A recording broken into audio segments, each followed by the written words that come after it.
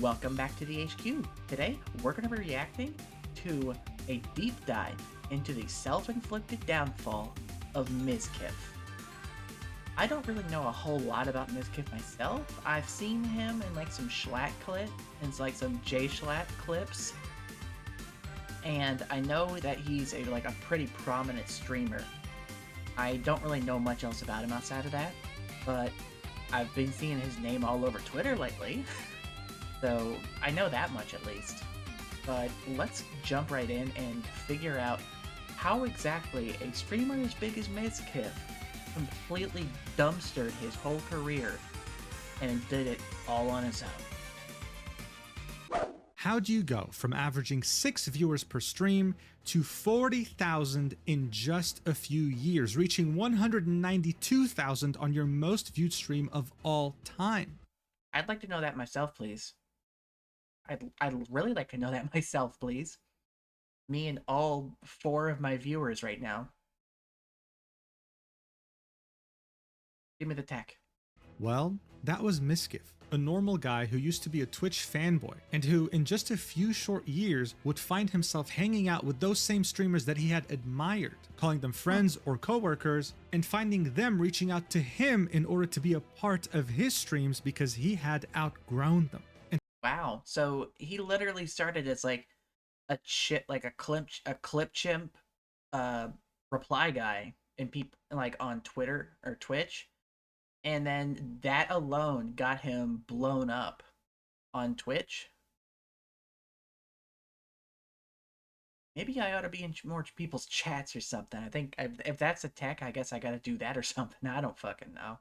To take it a step further, he had co-founded an organization with streamers that he used to watch in his bedroom. Streamers that were there from the absolute beginning of Twitch. Mizkif's success story was unprecedented in both its speed and scale. So how is it that you can go from the top of the world to the absolute bottom, isolated from everyone you used to call a friend?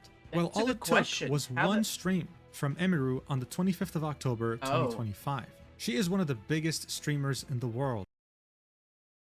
I did hear about, I'm pretty sure it was some shit that happened to TwitchCon with Emiru that happened, but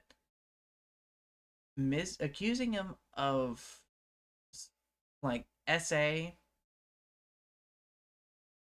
DA, you know, I can't say this stuff on YouTube because apparently YouTube is a big baby platform where I can't say words.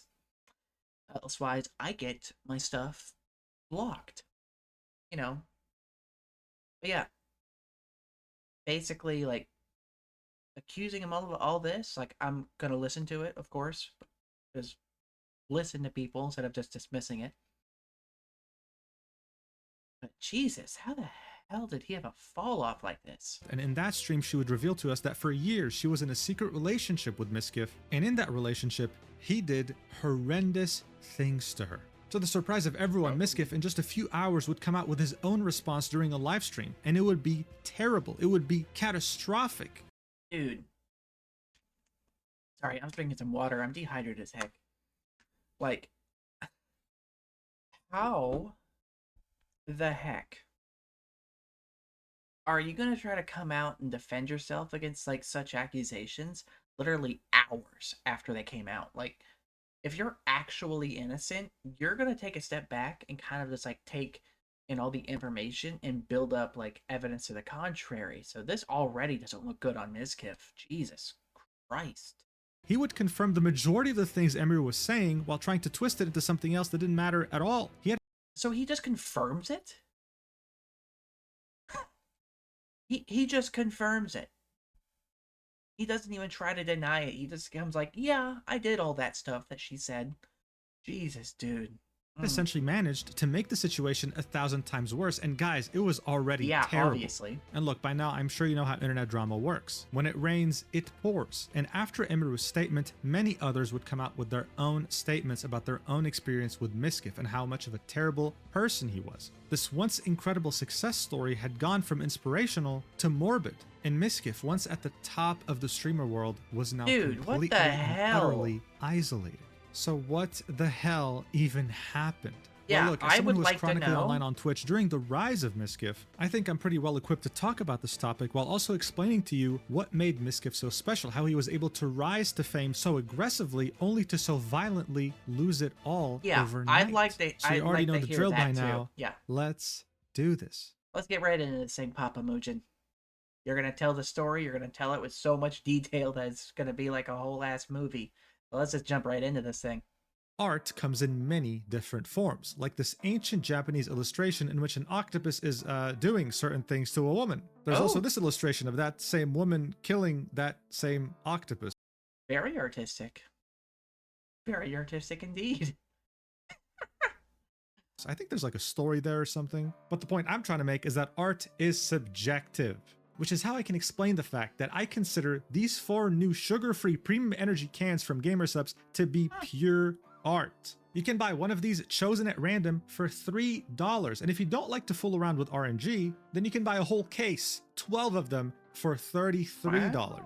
And the best part is that you can use the code MUJIN at checkout to get Wow, that's a 10% good off your deal. total order. I still want to get big, so I can get my own GamerSupps code sometime. Or, just any code. But, GamerSupps is the big one. It'd be easy. Packrat, use code RAT, get 10% off. Whenever I actually have a code. I mean, if there's a way to apply for a code, I don't know. If I get big enough and I feel confident enough in my ability to get one whenever I actually have some consistent viewership and I'm able to stream more consistently, then hells yeah, I will definitely apply for some kind of affiliate ship with GamerSupps. I did get an affiliate offer from another company recently, even though they're like a gaming like a gaming chair, gaming desk company, and I'm still considering it. I might apply for it, honestly. I mean, I don't know if I'll get it, but they came to me first, so who knows? Maybe I will get it. So maybe I'll apply to that at some point this week and finally get that ball rolling. And finally, if you actually do buy something with my code, then join my Discord, DM me personally with proof, and I'll give you a special role. You'll find all the necessary links in the description and the pinned comment. So now, without further ado, for real, let's get to the video. I still need to check on my Twitch stuff to see if, because now that I'm affiliate, I need to see if I can have like special subscriber roles in my Discord, connect my Discord server, which, exclamation Discord, or go to my card on my Twitter. Honestly, I might just post my Discord link on my Twitter account at some point, just so that way people can just join in straight from the page. Who knows?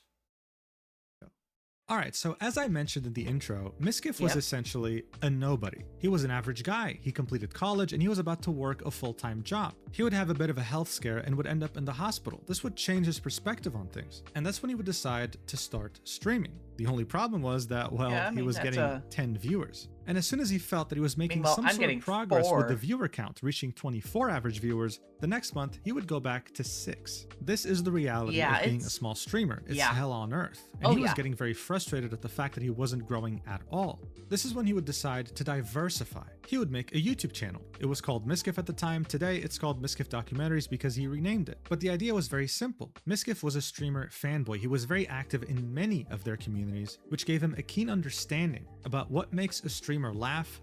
Okay, so basically he just got like really into streamers and did like documentaries on them. Just got really into streamers, did docs on them, and just like, huh. I mean, that's a tech. I'm not gonna fault him for it. Their sense of humor, while also taking into account their community's inside jokes. He would use this knowledge to create documentaries on some of the top streamers at the time, except they'd be mostly inaccurate. They'd be full of false info and inside jokes. It was mostly meant to be comedic. That's because Mizkif was hoping to showcase his own sense of humor. His first video would be titled, Who is Tyler 1? And to his massive disappointment, it would barely get any views. He'd start to spam this link in multiple communities, hoping that someone would click on it, would watch it, would react to it, and eventually someone would. Mizkif was truly hoping that Tyler 1 himself would react to this live on stream, but instead what he got was Tyler 1's brother. erob221. He'd Yeah, watch that close video on enough. stream, and that would be one of the most defining moments in Mizkif's career. That's because Erob would enjoy it, he'd laugh at it, and his chat would love it too. Seeing that many of the top streamers would share many viewers, they'd start to post that video in other streamers' chats too. Mizkif would then make a video titled Who is Greek God X, one of the top streamers at the time as well, and he I only know Greek God X because of one video of him doing a eye tracker challenge. And it's just like, I will not look at a single boob or a single butt. I am Greek God X. I will represent all men. And then he immediately fails it and just goes, fuck! Oh my god. Greek God X is fucking hilarious. would react to it live on stream in front of 12,000 viewers. These videos would start to gain traction, and Mizkif was reconsidering maybe he wanted to be a YouTuber since he was finding so much success here compared to Twitch. But before he could even begin to see whether these YouTube videos would actually bring in more viewers on Twitch, he'd all of a sudden receive the opportunity of a lifetime. Oh? This is what truly changed everything. Look, by now, it's no secret. Twitch originated from Justin.tv, my god, a Justin website TV. that was originally made for you to be able to stream yourself to strangers while they interacted with you in chat. Yeah. Well, originally, Justin TV was just a single website made by a guy named Justin who would just stream himself. Like, it took him a while before he actually opened it up to let other people stream on there. Before, it was only Justin who would stream on Justin TV. I mean, that's why it was called Justin TV in the first place. And then eventually he opened it up, and because now that it was no longer just Justin streaming on Justin TV, he renamed it to Twitch TV. And then he sold it, and then it got sold to Amazon for like a $1 billion. Twitch would be created purely for gaming content. Justin Khan, the founder of Justin.tv, would see that there was big demand for gaming-centric content, especially with the rise of esports. It wasn't like this is when he and his yeah, like it wasn't just like rebranding Justin TV. It was an entirely different website, I think. And then eventually Justin TV got folded into Twitch TV because it became the more popular website. team would create Twitch.tv purely and only for gaming content. If you wanted to do more vlog-centric content, then you would just have to go to Justin.tv. Yeah. However, at some point, Justin.tv would shut down, and Twitch would be bought by Amazon in 2014. However, around December 15th, 2016, Twitch would make a big decision. They would now allow you to do IRL streams, in which you vlog yourself walking on the street, going to a restaurant, whatever. This was a very big deal because prior to this, you were not allowed to stream on Twitch unless you were playing some form of video game. Wow, imagine that. Like, you can't, like, imagine a world where IRL streaming just never happened. Well, I mean, then we wouldn't have guys like Johnny Somali and Jack Doherty. Imagine what kind of world that would be. We'd have flying cars by now, I think. And one of the first streamers who would take full advantage of this change, of this shift of content on Twitch, would be Poseidon. Before doing IRL, he was an old-school RuneScape player who lived with his parents. What made him unique at the time were multiple factors, one of them being his very loyal and loud community, as well as his song requests, in which that community would request songs that seemed legit, that seemed real, while randomly sprinkling in the N-word and other slurs to make him react to it and then say, "You're banned," which at the time made him blow up. After the introduction of IRL streaming, Poseidon would move from his home in Florida to Los Angeles, in which he would become a full-time IRL streamer. Barely 7 months after the introduction of IRL back on Twitch, he would be featured on Rolling Stone with an article titled "On Air with LA's Most Wanted Man, Live Streamer Poseidon." A year later, The New Yorker would send a reporter to Poseidon's house to start documenting his life. He'd end up writing a very lengthy profile about who IRL streamer is, what he does for a living, and how it all works. It was very in-depth and would take you around 41 minutes if you want to read it. Look, I don't even know if I can explain to you fully just how much of a big deal this guy was. You really had to be there. He was revolutionizing, not just... Like, I've never watched anything of Poseidon, but I know him just, like, offhand, because he was that big. Like, it's I mean, really kind of like Mizkif in that same way, where I don't know them by their content, I just know that they're big in the space. And I know Poseidon, especially recently, has kind of drawn a lot of ire because of a lot of his stuff. Like, the one big thing I know about Poseidon is the time that he had, because of the fact that he's streaming everything he does, he very, very stupidly streamed himself at an airport and said which airport he was streaming from. Naturally, with an audience that likes to troll him, dating as far back as his RuneScape days, and fewer limits, you can imagine how that went. TLDR, a member of his chat called in a bomb threat to that airport, and he got taken off in handcuffs. And then I'm pretty sure that's what I think. I can't remember if it was either he got demonetized or he got banned from Twitch outright. And that's when I believe he started streaming on Kick. After that, like whenever Kick eventually got made, anyway. Which I don't know. Maybe I should multi-stream on Kick sometime. Who knows? I mean, considering the fact that I'm a trans woman, it probably won't last very long. Who knows? Streaming, but the absolute definition of what good content was. He'd find himself in ridiculous situations and would make content out of anything and anyone. His community would be global. I mean, it was so powerful that you'd see random graffiti like this of him on a wall. Not to mention that even to this day in 2025, if you type richest man in LA on Google, you find his picture. That's something his community did on purpose so that he can go flex to random women on the street and hope to pick them up. Today, in hindsight, his content seems average, but back then he was the first to do it. He made a video, for example, about how he made $5,000 while sleeping, in which viewers could pay money to request songs to wake him up, and that's something that even streamers like iShowSpeed have done today. But what really changed everything for him was when he would do the RV trip stream, in which he would get a bunch of his friends on an RV. I've heard about this. I've heard about the RV stuff. Like, God, I can't remember. Like, who is like? There, I know that one of the guys on one of his RV trips was like a washed up comedy actor that is like partially responsible for like getting somebody messed up on cocaine and dying. I know I can't remember his name off the top of my head. I know Jobbery did a video about him, but I cannot remember from off the top of my head. It's been so long since I've watched that video. I can't remember. And tour the country randomly, impromptu, and would create some of the best, most memorable content the live streaming world has ever seen.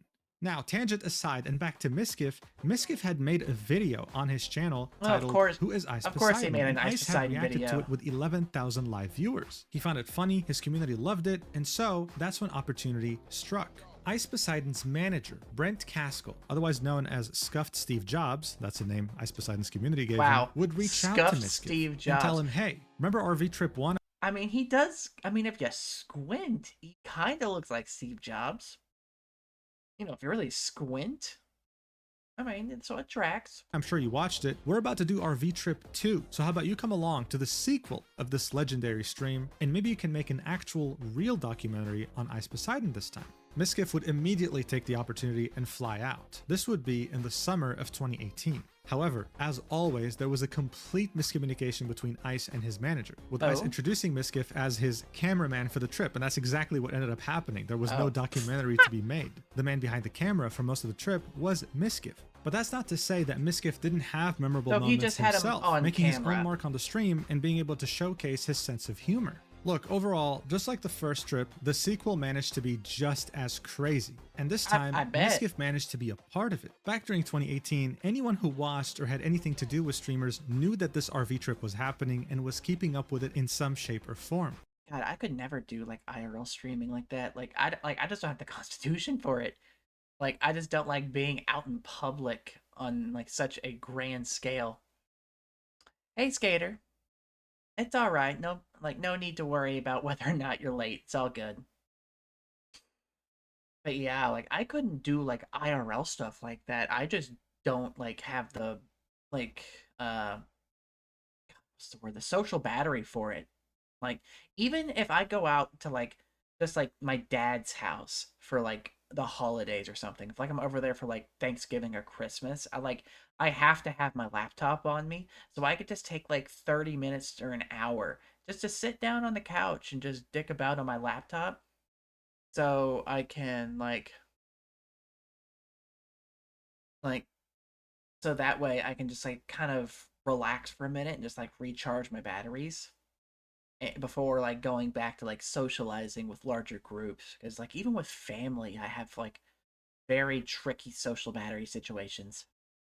including the subreddit livestream fail. You see, initially this subreddit was made purely to share fails that would occur on livestream. Since it was live, it meant that the odds of bad things happening was way higher than usual. Yeah, very obviously. I mean, it is kind of funny how LSF has become like streaming news basically. It is kind of funny how LSF has basically become like a streamer news site. Yeah. Like I'm glad to see you're here for a little bit, Portal, and it's okay, Jarb. I'm just glad to see you're here. Like if anything, uh like whenever you do bow out to work on commissions, if anything, just like leave the tab open and don't mute the player. Just like mute the tab itself in the browser so that way it still shows you as like being in the like that way it still shows you being on there, cuz like I'm trying to pump my numbers up steadily so I can work my way towards like the consistent 75 it takes for partner, and that's going to take a while because I haven't even been able to average a tenner yet. I haven't been able to average 10 viewers in a stream, so I'm trying to kind of pump those numbers up, which is why, I'm spamming the links everywhere. The subreddit would truly peak during the H1Z1 days, in which you would see a bunch of streamer bugs, drama, and fails. Soon enough, though, the subreddit posters, as well as the mods Punching themselves, would his realize there were freaking only thing. so many fails to find on Twitch or even YouTube. It's not like 100 of them happened every day. Soon it would be a place to post any highlights from streaming, Yeah. whether it be funny moments, memorable moments, sad moments, you name it. But during the RV trip, both the first one and the second one, Livestream Fail was littered with clips from those trips. Like, you could go to that subreddit every day and the entire front page would be full of clips of what had happened the prior day, because not everyone could keep up with everything happening, right? It was Yeah, like that totally makes sense of just like live stream fails as being the place, because I'm sure like a lot of wild stuff happens on the RV trips. It is funny how like Mizkif basically, and like honestly, like it kind of tracks that Mizkif just kind of started as like an ice Poseidon orbiter before like really kind of going out there, because it's how like a lot of streamers in that general space kind of start out. And I don't think he punched his monitor. I think he punched his camera. And like I know that some people just have like prop equipment that they have around. Like I can't remember the streamer or who it is, but like he had specifically a bunch of flimsy like dollar store keyboards that he specifically has around to smash and break. Oh yeah, definitely. I was actually about to DM you on Discord about sometime getting art of my avatar sometime from you, Jarb. So I'll definitely be hitting you up about that sometime. Whenever I have a bit more money, because lately I've been kind of brokey.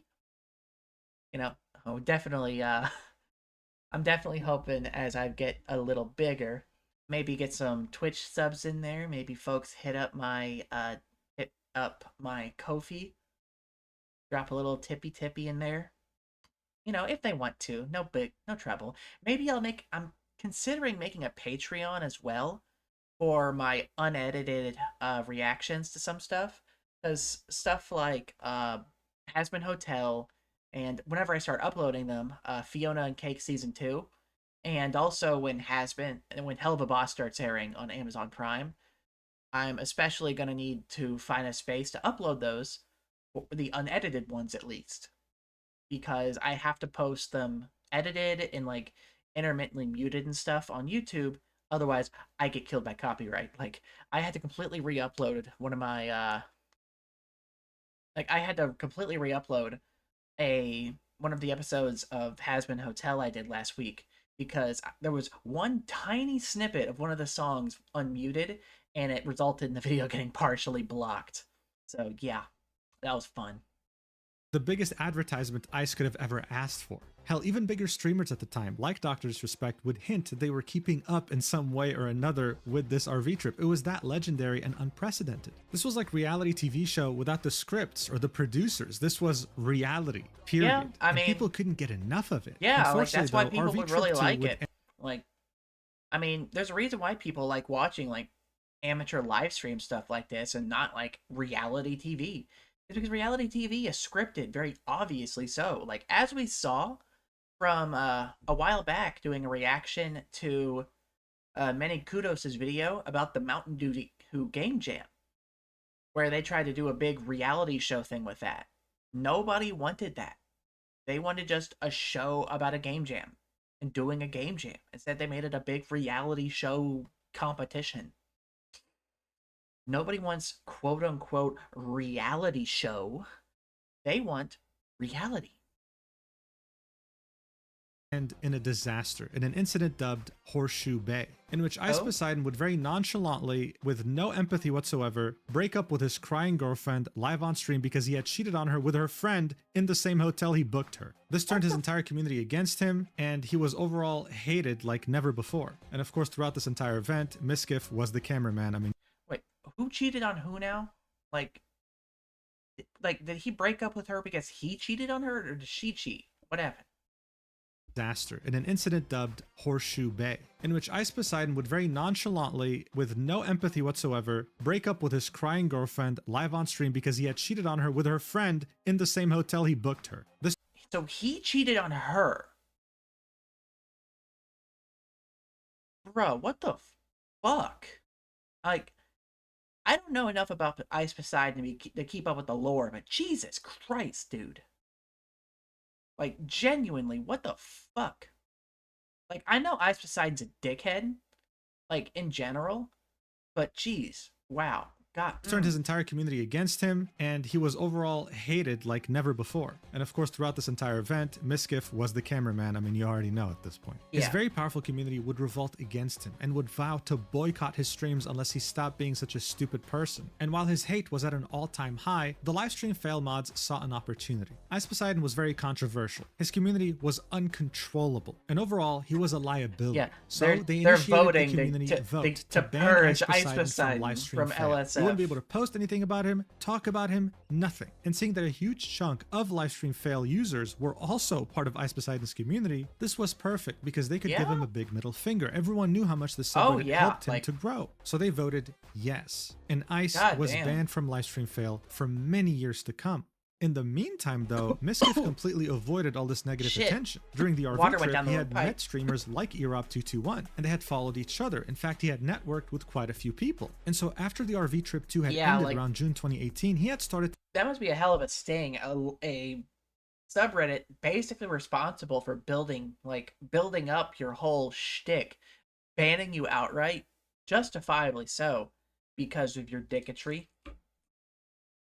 Very valid. to see momentum on his Twitch He channel that he had deserved it. never seen before, going from 6 viewers to a few hundred. But that, of course, wasn't enough to live out his dream. No, he would take it yet another step forward, moving into a house with a bunch of other streamers like Erob221 and creating content together. Look, by Attack this the point, if it polar wasn't bear. obvious yet, Mizkif was you. He was a normal person. He was someone who just watched streamers, and now all of a sudden, he was sitting in a room with all of them laughing. Many people who were dissatisfied with Ice Poseidon's behavior started to watch Mizkif instead and would support him Yeah. monetarily to see him live out their dream. Yeah, a lot of my stuff, I rarely ever actually watch streamers on Twitch, honestly. Like, I'll put on streamers in the background on occasion, like the ones I usually watch, like shout out Alicia X Life, shout out Makari, a couple of my Oshis, and I'll throw them on in the background. But most of the time, I watch like the content on YouTube, just because I am awake during the night and asleep during the day, because the way my sleep schedule is with my work schedule. So I never get the opportunity to watch Twitch streamers. And even then, Twitch isn't exactly the easiest to use on mobile whenever my phone's in my pocket all day. So unfortunately, I don't really get the opportunity to watch too many Twitch streamers. I definitely hope in the future, whenever I can finally leave this job and get one that's a little bit easier on me once I clear a lot of my financial issues, then hopefully, maybe, please, I can actually stick around and watch more Twitch streamers and be more involved in communities.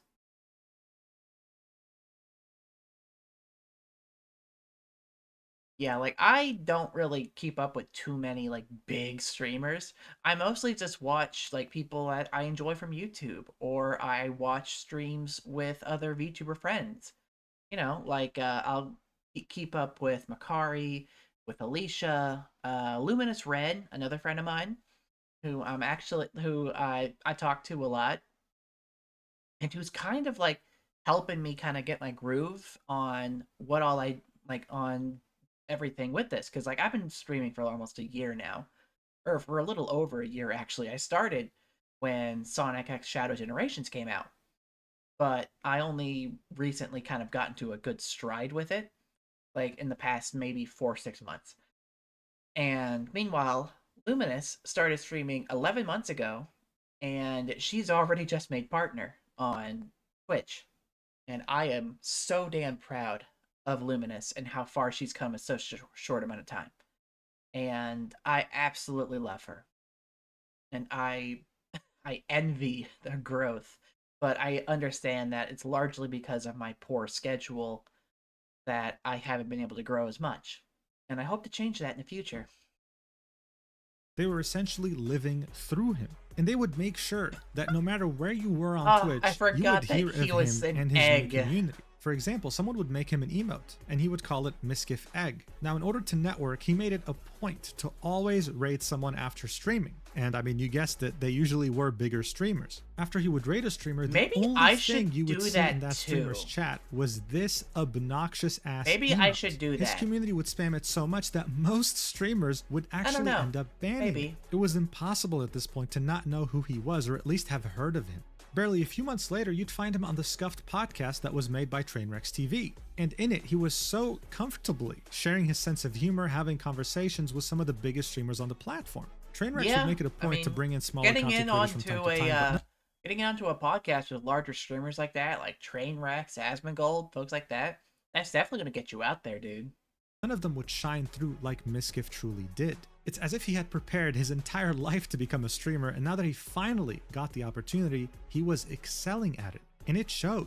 Most of his streams at the time would be spent playing marbles, in which users in his chat could race each other to get first place, or he'd straight up just spend his time doing the most random, ridiculous things you can imagine, like doing front flips on his stream, shaving his head and his eyebrows, staring at a wall for 10 hours. Rolling around like truly, a dog. It was the Wild West, and people loved it at the time. As this was happening, and around the end of 2018, people would start to realize something. The livestream fail subreddit, once known to share fails of streamers and then eventually talking a lot about Ice Poseidon, would now become a forum that fueled Twitch drama. Didn't just talk about it, but actually played a critical role in it. I mean, this right here is the front page of livestream fail from the Internet Archive back in 2018, and you can see that whenever there was a big Twitch ban, whenever there was drama, whenever there was a highlight, it was always on this subreddit. More than once, you'd see Twitch drama that was fairly niche make it on the front page of Reddit, which would attract tens of thousands, if not hundreds of thousands of people. Oh yeah, it wasn't just like livestream fails. Basically, became like it went from being just like a place to put like people being dumb on stream or having some stream fail to basically being like the streamer news aggregate on Reddit, and that's pretty much how it pretty much is to this day. Also, hi Marks. Oh, hi Marks. Yep. We're just we're what is it? 15 minutes. I've been streaming for recording for 30 minutes, and we're 15 minutes into an hour and a half video, so that's how that's going. I need to stop yapping and just kind of listen and react. Quit yapping and react to the react video, yap reactor. All about highlights anymore. This was also about gossip, about drama. However, one familiar face you'd start to see often on the front page was Mizkif. He had a talent of making many clippable moments. He could turn a serious moment into a humorous moment, he could make a boring moment into something ridiculous, and everyone would start to clip it and share it, knowing that they'll get free Reddit karma. In fact, Yeah, his clips would pretty become much. I so mean, damn get common post. that Livestream Fail would make Like, him a filter. This was a very big deal at wow. the time because look at the people that also had a filter. Dr. Disrespect, Soda Poppin', Trainwrecks TV. There was a filter for drama. Oh, yeah. I'm sure a lot of these are probably removed at this point. I mean, Dr. Disrespect, Destiny, especially with all the shit going on with him. I haven't heard much about Destiny lately. All I've heard last is all the shit about him being a prolific sex pest. Like, sharing like nudes, like and like revenge stuff all over the place. Like, ugh. Also, yeah, definitely got to play Sonic Crossworlds at some point with all the new content coming out. Maybe this weekend. I don't know. Depends. I'm gonna be having a lot more free time next week with Thanksgiving and Black Friday being my off days next week. So maybe next week whenever I have more free time. That'll be definitely fun to do. And there was a filter for XQC. This guy was now one of the greats. And mind you, this happened in under a year of him getting off RV Trip 2. It was Jeez. insane. He was finally He starting to blew see up. the fruits of his labor. He had gone from a few hundred viewers to now having over 1,000, and within the beginning of 2019, he'd have over 3,000 live viewers. This already took him from being a hobbyist to someone who can do this full-time and make a lot of money doing it. But of course, to Mizkif, it wasn't enough. There was so much more he wanted to do, and he was only getting started. But the question was, how do you go from having 3,000 average viewers to later reaching over 7,000? How do you go from the top 1% of Twitch Yeah. to the top 1% of the top 1%? Well, Yeah, I mean, at that point, it's just a matter of like he got a big boost from being like within like Ice Poseidon's orbit, and then coming out on the positive end of the whole cheating scandal, and then he just kind of that right there just kind of gave him more organic growth, with him being more popular with the algorithm and kind of boosting him up like that. Also, I am not available Sundays. You know my work schedule. You know what days I'm available. It's Fridays and Saturdays. I'm not available Sundays. the answer is one simple word: parasocialism. Oh On yeah. April 21st, 2019, a Oh user yeah. would post a clip on Livestream Fail titled Gotta be Scuffed real Pokemon parasocial brings if you want to actual get big. content to Twitch. It would be upvoted over 5,000 times and would end up on the front page of the subreddit. Here's the clip. Watch. This is Bean. His name is Bean. I didn't name him. He is a juvenile red-tailed hawk. You just have a whole ass hawk. Like, he's probably 6 months. He was hit by a Bruh. car a few. Oh, they're really excited about the hawk. He was hit by a car a few months ago. Oh. So I just got my falconry license and I'm rehabilitating him for a couple months.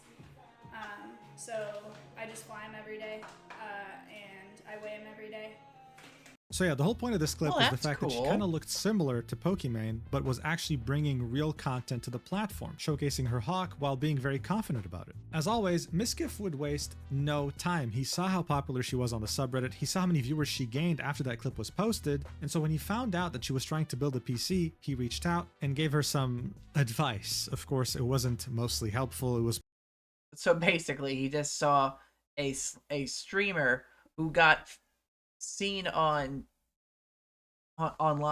purely because of the fact that they kind of looked like a bigger streamer, but they had like actual like content they were doing.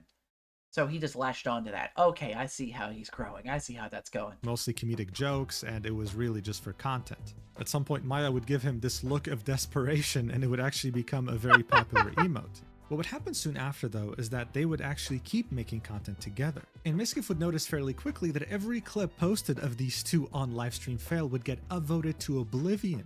I mean, guys, as someone who unfortunately browsed this dumbass subreddit every day in 2019, I can tell you right now that not a single day went by without seeing a clip of Mizkif and Maya on the front page. It was getting ridiculous. People were I shipping bet. them hard, so it's no wonder that in just a few months, It's so weird shipping real people. Like, even if it does eventually happen, it's still weird. It's like, And like, I remember back in the day, people shipping like Markiplier and Jacksepticeye. That shit's just kind of weird, dude. It like, don't. Maya would move in with him, and this would be their reveal. Watch. I'm going to meet her family. That's not it. That's not what he was gonna say. That is true. Chat, we're roommates. We're dating. The look He's on my his boyfriend. face. Look at how excited the I'm his chat is, dude. girlfriend. Look at these people. Look at how excited everyone is. You're probably wondering, why are people so excited over two streamers dating? Well, it goes back to the whole parasocial aspect. Mizkif was a normal guy. His viewers saw themselves in him, thinking if he can do it, I can do it too. They lived Yeah, that's this how that dream through him, parasocialism and works. also wanted to live the dream of finding a girlfriend like Maya through him too. And now, yes, this is very wholesome, this is very nice, but you've watched rom-coms before. You know that all the excitement's gone once the couple kisses, right? Was this going to be the case here too? No. It wasn't. If anything, the parasocialism got even crazier. When Mizkif would cheer Maya up on stream, it would get posted as a clip on Livestream Fail. There will be wholesome moments in which Mizkif tells Maya that she doesn't deserve him, she deserves better, and that he's very grateful to be with her. Yeah, the parasocialism is going to ramp up from there, honestly. It's like, it's just going to get bigger. The parasocialism is going to get bigger. Like, that's just how this is going to work, dog. Aw, on Livestream Fail. Oh look, another clip of On these two Livestream with over Fails. 8,000 upvotes. Oh hey, that's another clip right here, 6,700 upvotes. Would you look at that, the same amount of upvotes, again, another clip featuring them both. More Guys, this got and so more- ridiculous that at some point someone posted a clip with the title, Maya eats some of her cereal and then breathes. And within the span of 6 hours, it would get more than 4,000 upvotes. Bro. This was meant to make fun of the state of the Dude. subreddit. It was literally just a place to post clips about Mizkif Yeah, and just Maya at this change the name You see, at that this point. subreddit, It's even no though it had longer evolved into being a space it's to no discuss longer Twitch live stream drama, fail. still had It's a big now void that wasn't Mizkif filled Love after the banning Life. of Ice Poseidon. This new parasocial aspect between Mizkif and Maya would definitely fill the majority of that gap.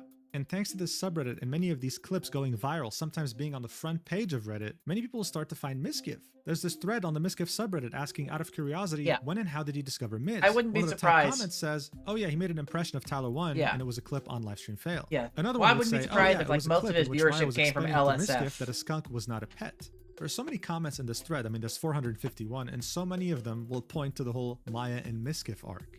No wonder the guy went from 3,000 average viewers to 8,000 right before becoming official with Maya. And look, some of you may not be fully aware of what 8,000 means, but just to give you some perspective, sponsors will pay you $1 to $2 per viewer per hour when you play a game, for example. So imagine what 1 hour of a sponsorship would be like. Imagine 2, imagine 3. This guy would be making some yearly salaries in just the span of a few hours with this view count. From many people's point of view, I do have some sponsorship offers available to me over on Stream Elements. I'm just not sure if they're worth taking right now, just because I'm so tiny and I don't have a consistent enough viewership for that yet.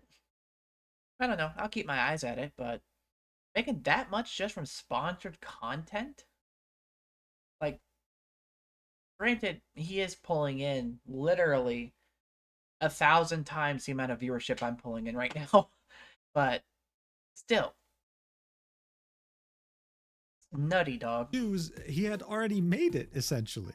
But to Mizkif, there was always more room to grow. The numbers could always go further. Oh, and yeah. seeing that the whole Maya and Mizkif arc Number had come go to a up until conclusion, number he had to cannot move go on to up the anymore. next bigger and greater thing. And for that, he would take direct inspiration from his mentor, Ice Poseidon. Oh, that's a bad Gordon idea. Ramsay is one of, if not the most successful celebrity chef on the planet. But you see, just like Mizkif, he had very humble beginnings. When he was 19, he was a nobody, someone that had done technical college and done a bit of catering here and there. However, he had that hunger, that drive, and he wanted to be the best, so he went to the best. And at the time, that was that's none other typically than how it Marco works. Pierre White. Marco was, and still is, the youngest chef to ever attain 3 Michelin stars on a restaurant in the UK. That is the highest honor a chef could ever hope to achieve, and he did this while having the reputation of one of the first chefs that had a potty mouth. This guy would absolutely torture, He's destroy naughty. his staff. I mean, people would come in and try to work for him. After a day, they would leave. He would kick out celebrities from his restaurant if they gave him attitude.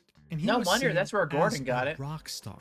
Gordon would absorb everything he could during the span of the 2 years that he worked for him, and would then go on to establish his very successful businesses. I mean, truly, even if you were to ask him today, he would credit much of what he learned to Marco. If you want to be the best, you simply learn. Yeah, you just gotta learn from the biggers. That's exactly what Mizkif did The with big Ice Poseidon. ones. The During big our field trip boys. too, everyone was just having a good time, being high, doing whatever, but Mizkif was there providing entertainment, but also sucking everything like a sponge, understanding what made Ice special and seeing how he operated. Many of the things he learned with Ice would stick with him. And after he had received unprecedented, crazy, insane momentum due to his relationship with Maya blowing up, the next step for him was incorporating everything Ice had done thanks to his influence. Now, some of it would be, I certainly hope he doesn't learn all of what Ice does.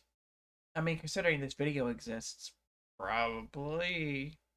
very direct, right? Like poaching the brains behind Ice Poseidon's operation and hiring him instead. Jacob was the man who set up all the tech of Ice Poseidon's streams, kept track of his dashboards, his stats, and even his financials. Mizkif would later hire him to work on operations for OTK. We'll see what that is later. And at some point, he would hire one of the most longtime cameramen of Ice Poseidon, Victor. Now, this was very straightforward. So he's just stealing all of his guys. What he was trying to do, but he would also take it a step further. You see, Mizkif understood that a big part of why Ice Poseidon had become so big was because he knew exactly how to use the people around him for content. He didn't manage to do all this alone. He would literally go out randomly on the street with no plans, meet up a random stranger, and make an entire 4-hour stream with them worth watching. But Ice, just like any other streamer, would hold grudges, that takes talent. would have a blacklist, would have people they don't want to interact with if they wronged them. That sounds like Ice. That sounds like Ice Poseidon. It meant getting more viewers. There was no limit. There was no cutoff point. There was nothing you could do to him that would stop him from collaborating with you if it meant more viewers. Here are some examples. Jeez. Around April 2019, Mizkif would go to PAX East with another streamer by the name of SVand. They would meet up a cosplayer, and that cosplayer would very openly start to talk dirty to Mizkif. She'd start whispering things in his ear, making him blush, and telling him things like, "Call me daddy." After she would leave and the conversation would end, he would look at the camera and jokingly say, "She sucked me off." To which SVand would say, "Really?" jokingly. A month later, both Mizkif and SVand would get banned for a week. Why? Well, because Jenna, the cosplayer, didn't really like the clip.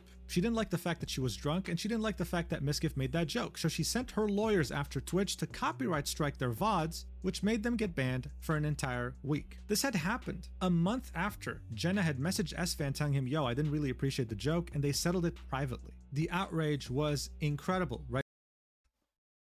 Okay, so like approaching privately and like talking about like I do not want to come to the defense of Mizkif right now, but like launching a copyright strike. Like a privacy complaint's one thing. Like having your plastered ass self on stream like that, that's more of a privacy issue. But copyright striking it. No, you don't abuse copyright. Like you don't just abuse copyright like that, dog. The entire community was rallying against her. In fact, it got so bad that she was even copyright striking Reddit posts made about her. Another post would get made calling her out, DMCAing other posts, and it would reach the front page of Reddit with 22,000 upvotes. It was looking really bad for her, and it was also very bad for Mizkif, because to him, it's as if his career had ended suddenly for a week. He was having a very hard time mentally to deal with this, and would even cry in the shower about it. He would reveal that later. Now, usually, right, assuming you were in Mizkif's shoes, you would blacklist Jenna. You would never want anything to do with her ever again, right? Well, 3 years later, he would actually invite her to his stream. They would collab together, and he'd end up uploading YouTube highlights of the stream itself. So, to this day, his most viewed video of all time on his channel features her. His third most viewed video is also with her involving shock collars, and she would make an appearance another 2 different times with very highly viewed highlight videos. Well, I mean, I guess it kind of shows that he's easy to work with and water under the bridge, but I mean, I don't know. This didn't just help her redeem herself in the eyes of the community, it obviously led to way more viewers on both his YouTube and his Twitch. This was someone who was clearly unstable, who was very irresponsible with her lawyers, who got him a week-long ban and made him scared to lose his entire career, and yet there she was, redeeming herself in the eyes of the community while giving him many views. This was who Mizkif truly was. Yeah, I mean... But it wouldn't end here. He would really go after anything that got him views. At some point, a fairly known streamer by the name of Slicker would be outed as a scammer. He would scam other streamers for $200,000, asking for loans, asking for help, and it would end up actually... Slicker. God, I know about this guy too. He, like, asking for money from other streamers, from fans, from all kinds of people. claiming he needs it for something or another, only he just takes it and just pisses away gambling. Like the dude, like I'm pretty sure it was Slicker that like directly led to like the banning of one of the things that led to the banning of gambling here on Twitch. But Jesus, dude, the Slicker really messed up, dude. being used for gambling. One of the people who was affected was a longtime friend of his who was dealing with cancer. He had scammed her for over $50,000. What It was the a scandal fuck? of epic proportions. And no one wanted to talk to Slicker at all. He was pretty much deemed blacklisted. It was over. Except, Yeah. of course, for Mizkif, who would invite him on his stream to hear his side of the story. He would bring him on, he would bring XQC on, he would bring Hassan on, and he would even bring the cancer patient who he scammed out of $50,000 on too, where they confronted each other and Mizkif just sat there raking in the views. And hell, if that wasn't Well, he certainly knows how to make big views, I guess, by just basically hosting a freaking tire fire on stream. enough, Alinity, the streamer who famously said let's copy Stripe PewDiePie, and who also threw her cat on stream while at some point feeding it vodka, was easily, by 2019, one of the most hated people on the entire internet. At some point, in a teary-eyed apology, she'd say that she's sorry, that she didn't mean these things, that she's trying to be better, and that this isolation, the fact that she had lost all her friends and is hated by everyone, is leading her to have some very dark thoughts. Like, dog, if being isolated because of your bad behavior is enough to lead you to have like potential like thoughts of like things like that, like it really takes a moment of self-reflection to realize maybe like having all this woe is me attitude because you are reaping what you're sowing, like maybe like don't throw your cat and feed it vodka and then suddenly realize, oh no, I feel bad now because I'm alone because all the people who were my friends don't want to be around me because I'm a piece of shit.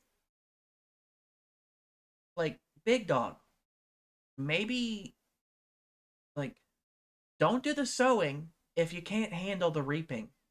That's like all I'm gonna say, dog. Still though, no one wanted anything to do with her. She was radioactive. Except no for one reached out to her, Mizkif. no one talked to her, Except no for one wanted to Mizkif. help her I'm redeem I'm herself, waiting for except that pen one to drop. person, of course, Mizkif. He would at some point invite her on his podcast and hear her side of the story. He would help her redeem herself in the eyes of the community, and it would actually end up working. In fact, she'd become a recurring guest on his streams, always collabing with him, always being part of his events, and it really showed that this guy took Mizkif just didn't care, did he, dude? He just like brought anybody onto his streams. He like, you sent me false copyright strikes? Here, come on my stream. I'll use your tits in a thumbnail for extra views. You threw your cat and gave it vodka? Here, come onto my stream and explain why you're very, very sorry. Yeah. I'll see you. You have a good day at work, Portal. But yeah, like, Mizkif just seems to attract these people that just, like, he doesn't care who he has on his stream. Like, that's how it just seems here in the beginning. We're only 30 minutes in, and we've got an hour and a half we've got a whole hour to go. Poseidon's philosophy to the next level. He didn't just know how to use others for content, he also didn't hold grudges. He prioritized views over emotions, over feelings, and it worked tremendously well, to the point where he'd even beat his own expectations as he embarked on his newest journey, which would be the formation of OTK.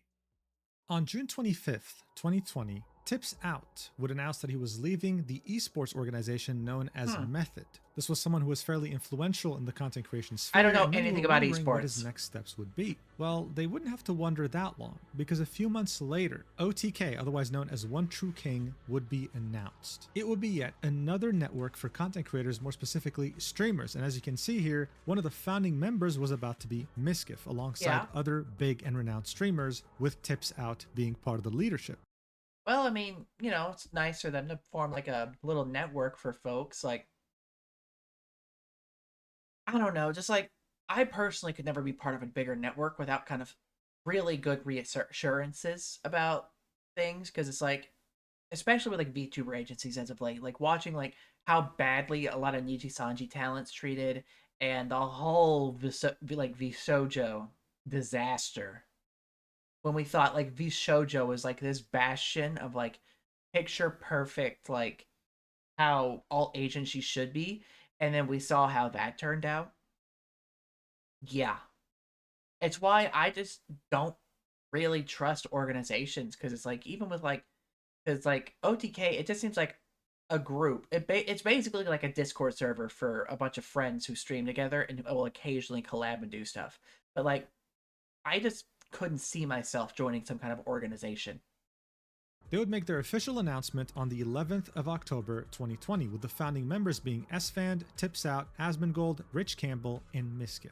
This was of course a very big deal, okay? This new org featured some very big content creators, one of them being Mizkif, someone who had been growing exponentially for the last few years and seemed to only want more. And as Mizkif was embarking on this very new and exciting chapter in his life, he would put an end to a previous one, seemingly out of nowhere.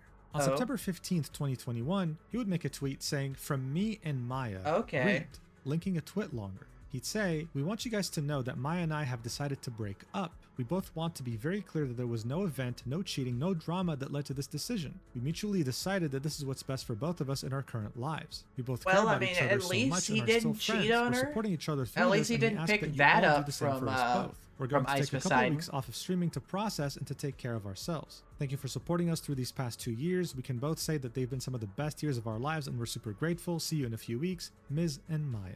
So for you to truly understand just how big this relationship was in the content creation world, some of the biggest streamers on the entire planet would be commenting words of support here, and this tweet would receive a ridiculous amount of engagement. Jesus, this was a few months after celebrating their 2nd anniversary, and it really did seem like it came out of absolute nowhere. Yeah, it You'd did. see people commenting things like this. Normally, I don't give a fuck about people's relationships, but this one hit different. Tens of thousands of people were there to witness these two get— Well, yeah, because I mean, their whole relationship has just been like a parasocial thing on Twitch. So obviously, it's gonna hit different because, you know, you were basically been there for their entire relationship, and it's been entirely broadcasted to you. So it feels like you're basically like seeing mom and dad get a divorce, basically. Being closer to each other, and eventually, well, making it official, and now it was over. But things were moving fairly quickly, because as Maya was moving out, Mizkif would announce that Emiru, not even a month after the breakup, would be moving in.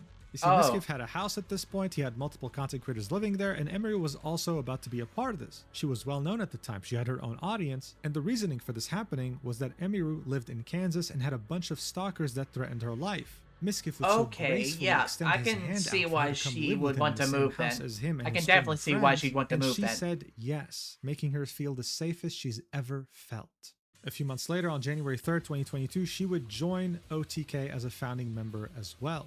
This would blow her viewership up to the that makes stratosphere, sense. okay? She'd be averaging 2,000 viewers, and by the time she would join OTK, she'd be averaging God, 16,000. Shortly after that, God, Soda dog. Poppin' would join the organization too, one of Twitch's OG streamers. OTK was now the place to be. Everyone dreamt of joining this org. Everyone who joined it would have their viewership triple, quadruple. I mean, this was insane. For Mizkif, though, OTK would allow him to conduct bigger and better streams, in which he would yet again put Ice Poseidon's philosophy at work and use others for content. He would collaborate with so many different streamers in one of his series that he made with OTK, which was Schooled. In this show, Mizkif would ask a bunch of streamers questions that should normally be answered by a high schooler to see whether they were smart enough or not. Schooled would only be one of those events, of course. They would have sports days, tournaments. I mean, this org was absolutely on fire. It single-handedly made many content creators want to move to Austin, Texas, where all these streamers lived, so that they can be a part. I mean, it's certainly cool being able to have like this whole org, like renting out a soccer field just to like muck about in it, like with your friends. I mean, like, it definitely helps. It's ran by like, because like undoubtedly, Asmongold is probably a millionaire. Because I mean, he doesn't like, he's been streaming for what, 10, 15 years, just about? For a while. And he's one of the biggest streamers on Kick. Because I know he switched from Twitch to Kick. I don't think he was ever banned from Twitch. It's just like his whole thing with Hassan Piker and not wanting to share the same platform with him, because he views like Twitch platforming someone like Hassan as like, oh, platforming a terrorist supporter, when it's like, I think it's blowing like both side like both of them blow each other out of proportion, but it's like I just don't really fuck with it either way. But yeah, like he's one of the biggest streamers on the internet, and he is undoubtedly a millionaire. So I can definitely see how he personally could probably be bankrolling a lot of this. And really, I think it's just cool to just do like just have this org and just do these fun like event things with your friends and like just being able to do this stuff. Yeah. Also, I can fuck with that title. We're not good at sports. I'm not either. There's a reason why I stopped playing sports and stuck to arts whenever I was 12. Disappointed the hell out of my dad though, because he was my coach. My dad was my coach in baseball, football, and very briefly basketball. But then, I just stopped playing sports because I didn't fuck with it. I stuck to drawing and playing piano and stuff like that. And yes, I'm a pianist. I can only play by ear though. I can't read sheet music for shit. Of these events, the name OTK was all of a sudden synonymous with growth, with clout, with money. And Mizkif, as a co-founder, was of course at the absolute center. Everyone wanted a piece of him in his community. Everyone he's wanted one a of piece the of OTK. like, There he's was one no of the one founders. who wouldn't collab with him. No one who wouldn't be open to doing something with him. One could say that by this point, Mizkif had truly made it. He was really at a point where he could call himself the top 1% of the top 1%. This was all, of course, reflected in his viewership. After founding OTK in 2020, he would find immense success in the coming years. By 2021, he was averaging 40,000 viewers. Dude goes from next to nothing in 2019 to almost 40K in 2021, and then up to what looks like about 40, like peaking at like 42K in early to mid 2022 before like steadily falling off at near the end of 2022 from the looks of it. I'm sure we'll see some drama that happens there that resulted in the fall off, especially that drop there near in December of 2022 from the looks of it. This would stay consistent up until 2022, when the very method that he had used to attain this fame, this idea of using others for content, would fatally bite him in the ass. At the time, many people didn't know this, but this was truly the beginning of the end. What happened? TV is a streamer that's been streaming for almost a decade now. He rose to prominence on Twitch and eventually became a co-founder of Kick.com.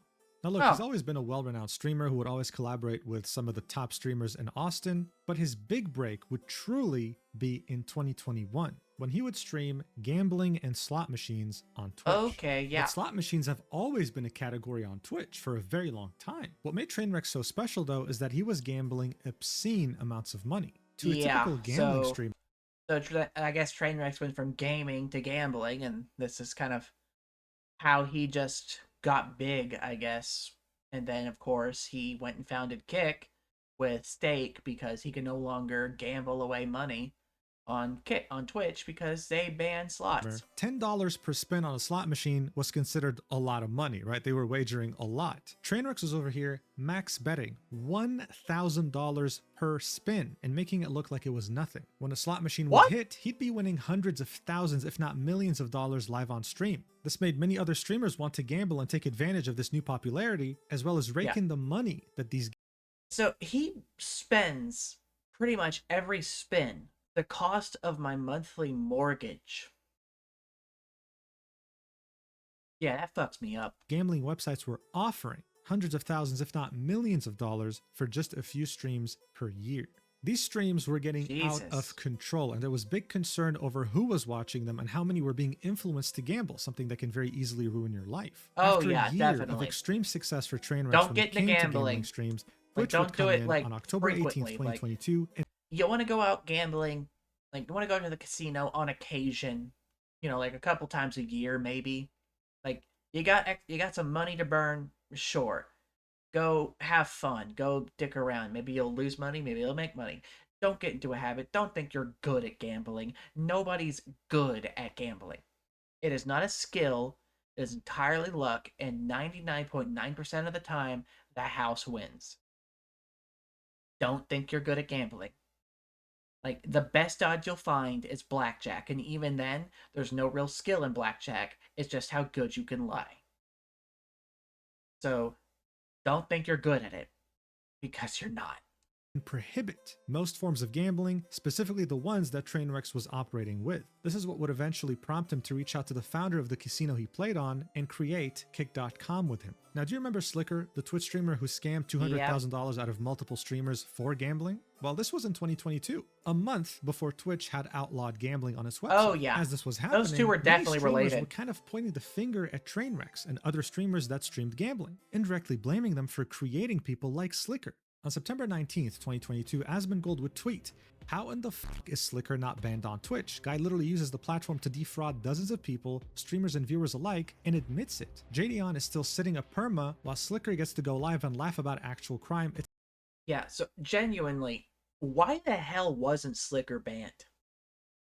Genuinely, why wasn't Slicker banned? Like, he flat out admitted to stealing money from other people so he can go piss it away in gambling. Why wasn't he banned? That sounds like it should be something bannable. It's an absolute disgrace at Twitch. Trainwreck would reply to this tweet, saying, "Because your pals decided it was in their best interest to use and platform the very person that scammed everyone for his horse racing and tennis bets to somehow twist it and wager their war against me. And we both know deep down why the insecure little man is doing this." So to Trainwreck, this whole thing was just a way for people to wage war on him and his success that he found with gambling streams. When Mizkif would see that tweet from Trainwreck, he would attempt to do what he's always done, farm engagement out of a serious situation. He'd reply to Trainwreck saying, "If we're..." So he jumps in trying to just basically jump into a situation where he wasn't involved to try to farm engagement. And judging from the 125 replies, it didn't work out the greatest for him, did it? "Going to deplatform people for scamming others, shouldn't we have banned you for Joltcoin a few years back?" This is in reference to a coin that Trainwreck had peddled on his stream years ago, I think it was around 2017, that ended up going absolutely bust. If you invested in it, you most likely lost your money. Yeah, also, I just kind of like don't really have respect for like Trainwreck might be big. He might be the like co-founder of Kick.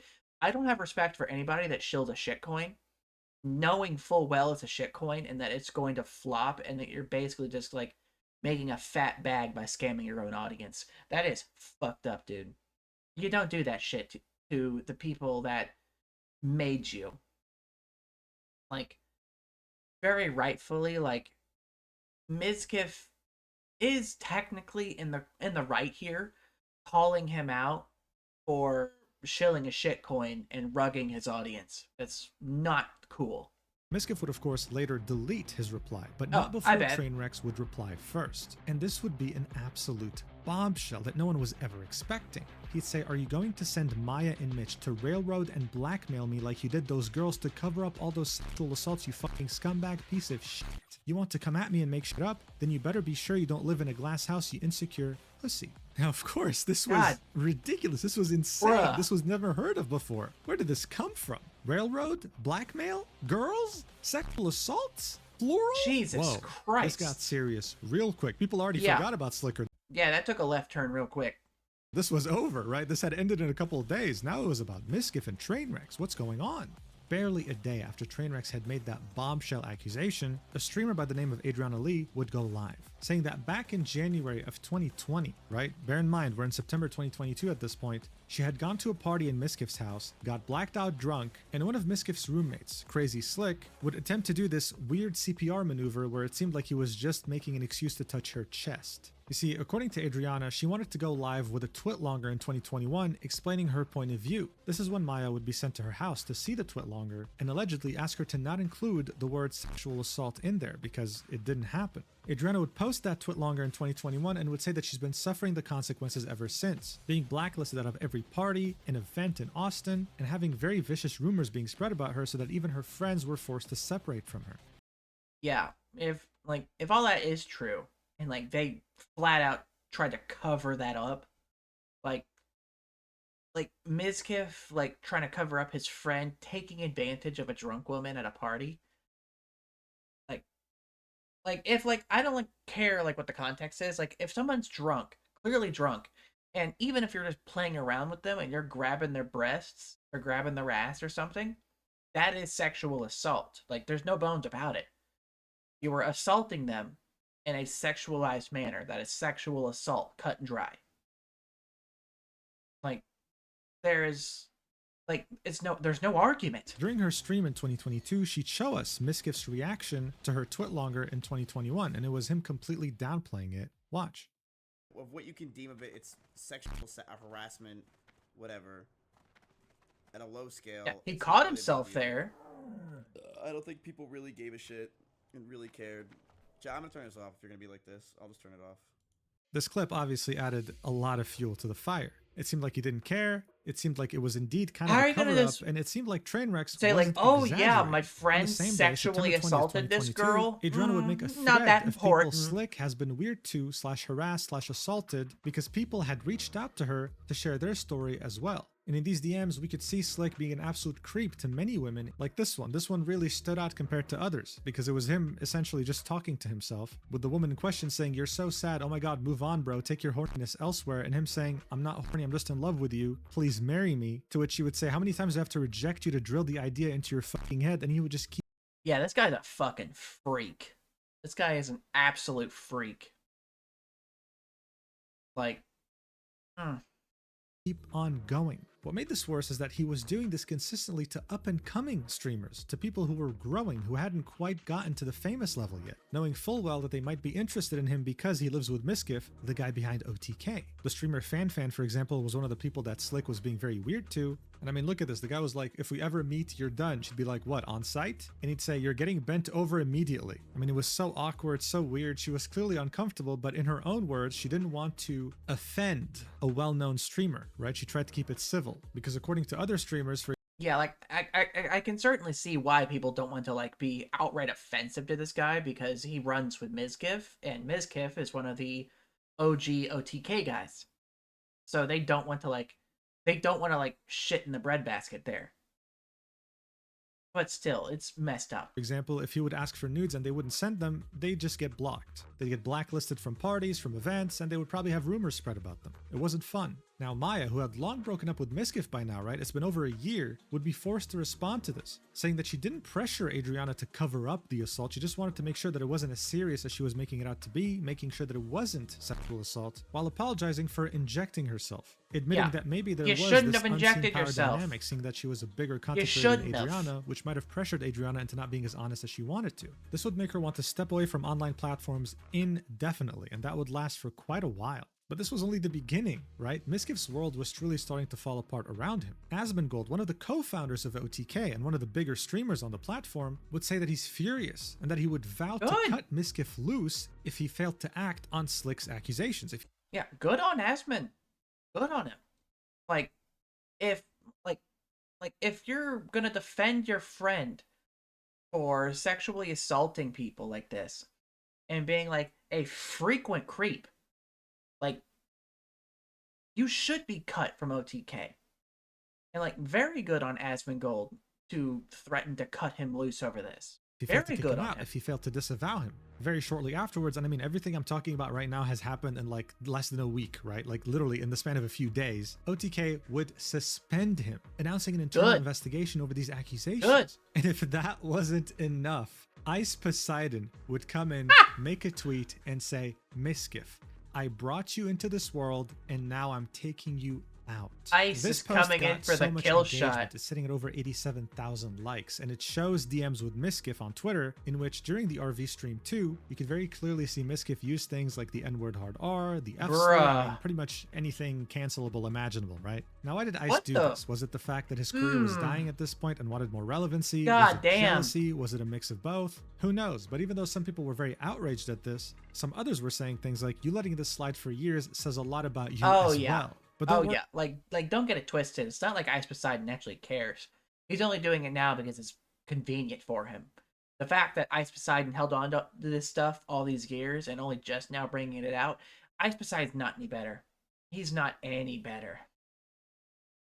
Because this roller coaster was far from ending. Crazy Slick would then go quote-unquote missing after he had sent goodbye messages to friends, and they would in the same day find him.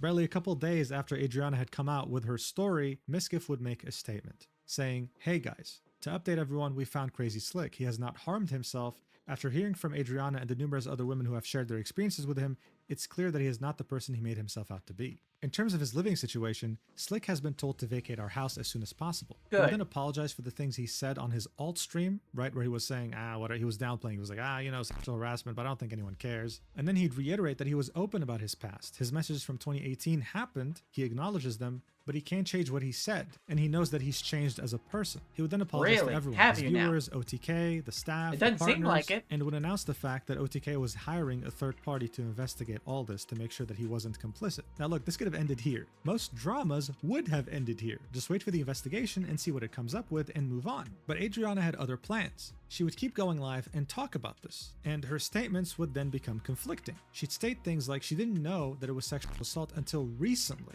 and was told by her friends who were still conscious at the time that Slick only touched her wrist and neck, not her chest. She would collaborate with other streamers such as Hassan Piker. She would of course keep streaming, and at some point she'd call a friend, and the friend would admit that this was never assault. So the story was becoming very Excuse me, what? The whole story is just getting mucked up now. So what the fuck is it then? What is it then? convoluted, very contradictory. People didn't really know what to believe. I mean, listen to this yourself. It's kind of a whole fucked up situation, and I don't think people are taking it. It's not like it was a full blown assault. But when you're touching someone who's incapacitated and their friends are asking you to leave the room, on top of you, already trying to kiss people. So it wasn't a full-blown assault. He was touching her while she was unconscious, but she was told it was only her wrist and her neck. The whole chest part was only added later. So look, Slick was definitely very guilty. We had proof of messages of him being very creepy towards He's definitely being a content creep. creators. That's unacceptable. But there were questions surrounding Adriana's involvement as well as Trainwrecks. Trainwrecks would come on multiple streams. He would stream himself. He would invite other streamers such as XQC. And he would constantly reiterate that the only reason he talked about this was because victims reached out to him and were too scared to move forward with this. He would really push the narrative that no, this wasn't just Crazy Slick, this was Mizkif. He knew what was happening, he was covering it up, and he had a hand in this. It seemed like he was never going to be satisfied until Mizkif's career completely imploded. So this whole thing is just like, I just feel like this is just more and more blowing up out of proportion. And like, because it's like, it starts off with like sexual assault claims, and all of this kind of blowing up. And like, is it going to amount to like Trainwrecks making a mountain out of a molehill? Like, I don't think so, because like, even if it was only like touching like her wrist and neck, it's like, it's still fucking weird. You don't be touching like a girl when she's drunk and passed out, period. You don't do that. And like, it's still like harassment.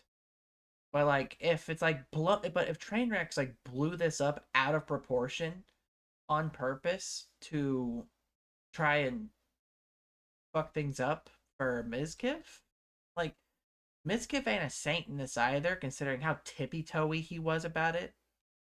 But that just kind of reflects poorly on Trainwrecks as well.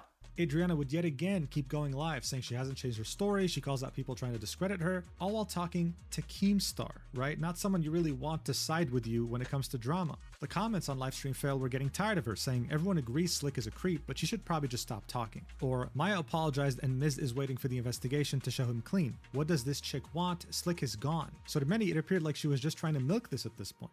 At some point, Ludwig would make a video on this kind on of his seems Mogul that way, Mail just channel. like It would looking get 3 at million it. views, and seeing that Ludwig has many people who watch him that are not familiar with Twitch drama, it would make many people aware of this whole cover-up situation, right? He didn't really cover this favorably for Mizkif. This was yet another blow to Mizkif's reputation. Not only did people on Twitch now understand that this was going on, but normies who have yet to discover him also were aware, oh, this guy's Ludwig a weird just sex like, pest. A few months later, on January 2nd, 2023, he would get reinstated in OTK once the third-party investigation would conclude that he didn't have a hand in this, right? He was not complicit. Well, at least he wasn't lied to and he had no idea. But to Adriana, this wasn't enough. A few months later, on April 9th, 2023, she would announce that she was not just suing Mizkif, but she was also suing OTK, the entire organization, for defamation, seeking over $2 million in damages. She would refer to So you're suing for defamation. when you're the one that put all this information out there in the ether in the first place. Like, if anything, if you didn't want this story to blow up, maybe you should be suing Trainwrecks. But like suing OTK and Mizkif for a situation that largely you're the only one that really yapped about. Like, bruh, really? The crazy slick in the lawsuit as immensely popular. In reality, though, the guy barely had any viewers, right? He was just Mizkif's friend. That's why he was living with him, and that's the only clout he had. He was like also not a a member of Mizkif OTK orbiter. and not associated with the org in any way, so it definitely felt weird. That entire controversy changed Mizkif forever. In his own words, it broke him. It made him never want to trust anyone again. It really made him feel like everyone around him was trying to use him. And as you can see from his viewership, after this controversy, he would never be able to recover the fame, the numbers that he once had prior to that Trainwreck's tweet. What was interesting, though, in all this is that one of the people who came out to defend Mizkif directly was none other than Emiru. As this was all happening in September 2022, she would say, "No way Mizkif knew," specifying, "You guys know I've lived with Miz for 10 months and I've hung out with him every day since I got here. The Miz that I know would never know the full story and just let that happen. There's just no way that he knew. I'm sorry, that's just not the person that I know." Yeah, I mean, good on her for defending him about during to this, cry, I guess. she'd also say, "He has always been there for me whenever something horrible happened to me without even having to ask." This is what would lead us to the next part of the story. People would notice that Mizkif and Emiru not only just shared a close friendship, there was something there. There was something happening, but they just couldn't really put their finger on it. In comes Parasocial Relationship Hunters Part 2? Is that how that's gonna go? I got a feeling this is how it's gonna go, huh? Until they received a clue. What would follow would be years of conspiracy theories that would be proven right in the end. This post on the subreddit Streamers was made on November 2022. The title, "Emiru and Mizkif are obviously dating. Why do people pretend they are not?" What wouldn't help is that a streamer by the name of Justin Minx would say that Emiru stole Mizkif from his ex-girlfriend, Maya, even going as far as saying a hoe is a hoe. Minx at the time was someone who always hung around other streamers that were very well renowned in Austin. So her saying this carried a lot of weight. It added even more fuel to the conspiracies. But then in May of 2023, the gloves would fully come off. Emiru would accidentally open a file in which she was compiling a bunch of DMs she was receiving from Mizkif. These DMs were fairly aggressive, and it was him complaining about how she acts on stream, complaining about her behavior and the people she was appealing to. This was like Christmas Day arriving early for 4chan. For months, OTK 4chan was saying that they were dating. They had a lot of suspicions with these streamers' behaviors, how they'd show up on their streams, their eye contact, etc. But so this confirms they're dating, or it's like, based off the wording, it sounds like Mizkif is just being like really controlling of her and how she acts on stream. Yeah, this already sounds like a train wreck. This right here was real, tangible proof. Around this time, the YouTuber Bo Blacks would upload this video titled "Sharing these Mizkif Emiru DM leaks will get you banned," in which we can see these images that she leaked on her stream in very bad quality, and people of course enhanced them. Here are some examples of what Mizkif was berating her with. "You literally lift your legs like a cheerleader multiple times, stick a bottle between your legs and play with it, farm those parasocial people by doing this content in the first place after claiming to me you don't want these weirdos and you hate this community and hate the just chatting community." To many, this just sounded like an over-controlling boyfriend, not a friend who just invited you to live with him because you were worried about stalkers. This is when the conspiracy theorists would truly get to work. Yeah, like, even if you're not dating, and even if you are dating, like she's building an audience, and like even if she's building an audience of like the horny gooners who are watching like just to be like parasocial with a prominent female streamer, it's like, if she's getting big, she's making money, she's making that bag, like why the fuck are you gonna like get up on her shit about it? Like, I get it, like, oh, you don't want other people ogling your girlfriend or your friend or whatever you are, but how she makes her money is how she makes her money, and you don't have a place in telling her what she can or can't do to make her bag. Like, that's her bag, not yours. Let her make it however she wants. Going back through old streams and seeing Emiru clearly have a change in behavior after interacting with Mizkif. For example, during the stream in which Mizkif was berating her for having a glass bottle in between her legs, she'd look at his messages on her phone, leave for 45 minutes, and when she would come back, she would just cry. At some point, Emiru, in another streamer's chat that was a friend of hers, would say, I got a black eye a week or two ago and it's finally almost gone. Now, these conspiracy theorists were already doubting that this was because of Mizkif being abusive towards her, but they had no idea how the black eye actually looked. But thanks to Emiru leaking it on accident, since she had it open as a window and was alt tabbing so people could see it for like a split second, they were able to see it. Her excuse was that she ran into a wall, but the conspiracy theorists had a very hard time believing that. They were blaming Mizkif. What didn't help was that when it came to the people talking about this on Twitter, Mizkif would make an effort to block them, further making himself give her a look bad. black I mean, eye? look, this might seem obvious now that we know that, oh, Mizkif did this to Emiru, she made her stream talking about him, he's a weird guy. But back then, it was hard to actually convince the majority of people that this was reality. There were quite a few people that still managed to dislike this video.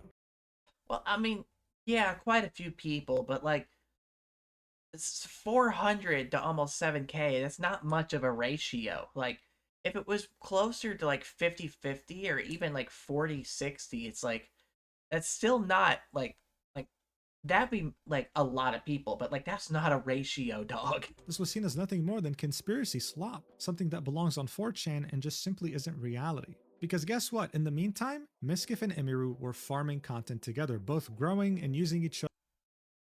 Guess what? In the meantime, Mizkif and Emiru were farming content together, both growing. I was kind of looking at that for a second. I had to double back, make a double take on it real quick.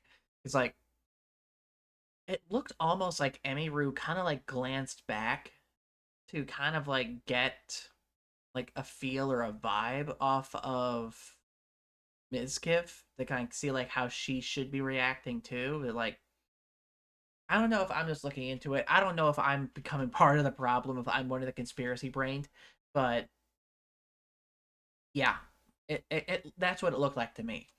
And using each other for views. They'd react to things together, they'd collab together, and of course, all while hiding the fact that they were in a relationship. People would make clips of them. So once again, they're hiding relationships. On YouTube. I mean, anytime there was any interaction of them flirting or being friendly to each other, people were starting to ship them. This was no surprise, as they had done so with both Maya and Mizkif in the past. This clip, that's how it goes when you're big. Mario, right, has over 300 million views. I wish I was joking, dude. 300 million. Even after a huge cataclysmic scandal, Mizkif was able to keep a good chunk of his career. Man. He had done what he had always done before, but this time while keeping his relationship a secret. Very smooth BLJs there, Emiru. I gotta practice my BLJ sometime whenever I eventually play some more Mario 64 with friends online doing them. I need to practice mine. Just like with Maya, this wouldn't last too long, and he would yet again find himself alone with nothing more than his community and his channel to comfort him. On May 31st, 2024, Emiru would state on her stream that she needs to get out of Mizkif's house. She'd say, there's a lot of different reasons, but I just feel like I need to get out of this house. You know, I like living here, but there's a lot of stuff that I haven't told you guys over the years. Yeah. She specified that it had nothing to do with drama, I can bet. And most people assumed like, oh, this was her stalker that she's been dealing with for years. In fact, she had multiple stalkers. Maybe that had to do with that. On July 24th, 2024, she would finally move out, but what people noticed was that she moved out all by herself. Mizkif wasn't following her, he was staying in the old house. Mizkif would make excuses for this, saying that this was because he was moving to a different state. He wanted to move to Los Angeles and leave Texas entirely.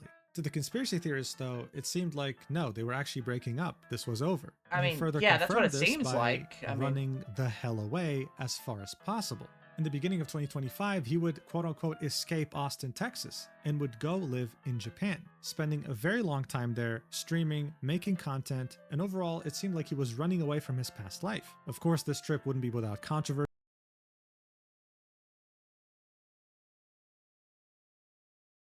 So this guy basically went straight to Japan and started doing IRL bullshit that no doubt got him in hot water. So he left Austin, he left OTK, and moved to Japan.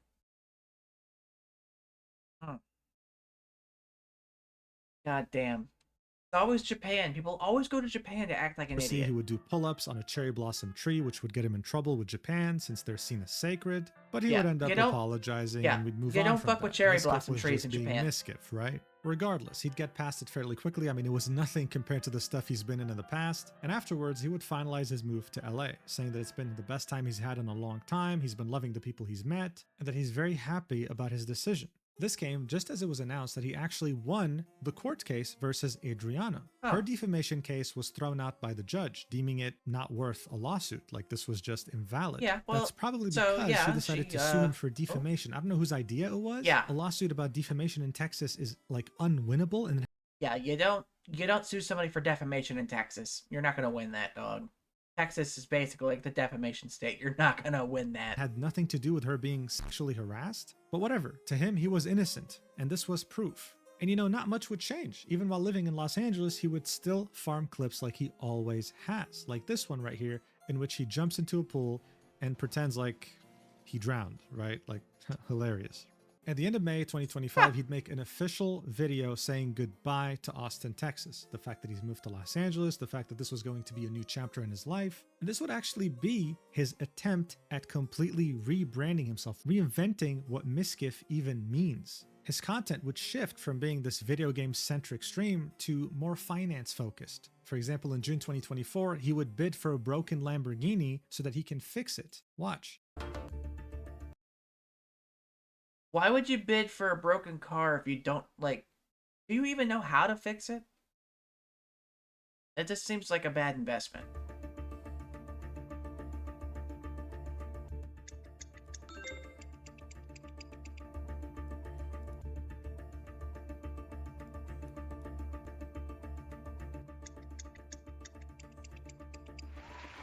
We won! We won! He'd end up bidding $125,000 for a broken Lamborghini, and his goal was to repair it and make content out of it, seeing that others have done so. He and never gotten millions repaired of it, did views. he? He would then go on a rebranding tour, right? Going on podcasts with other content creators, talking about how he was He's trying to canceled, go how on he the almost tour ended it all, just to how he was meant rebrand to be a himself. villain, how he was the victim, and how now he won the lawsuit and he's right here, ready to start over again. One of the podcasts he went to How's that was the doing Iced for him? Coffee Hour, hosted by two content creators who were very finance content focused. Here he'd explain many different things: how he was canceled, how it broke his mind forever, how he will never be the same person he used to be in the past, how he's a multimillionaire, how he's shifting towards more finance focused content because his audience has been growing up with him, and how nothing really interested him as much as entertaining people, right? I mean, just because your audience is growing up with you doesn't mean you have to completely shift your content, because, like, you're just going to push away your old fans. Like, all you're going to be doing at that point is bringing in finance bros and stuff like that. Because, like, if somebody's been following you for that long, they're following you for the content they know you for. They're not going to follow you for, like, if you suddenly shift from, like, from yapping about video games and just having some goofball fun and completely shifting it over and talking about your, like, IPOs and 401ks and shit.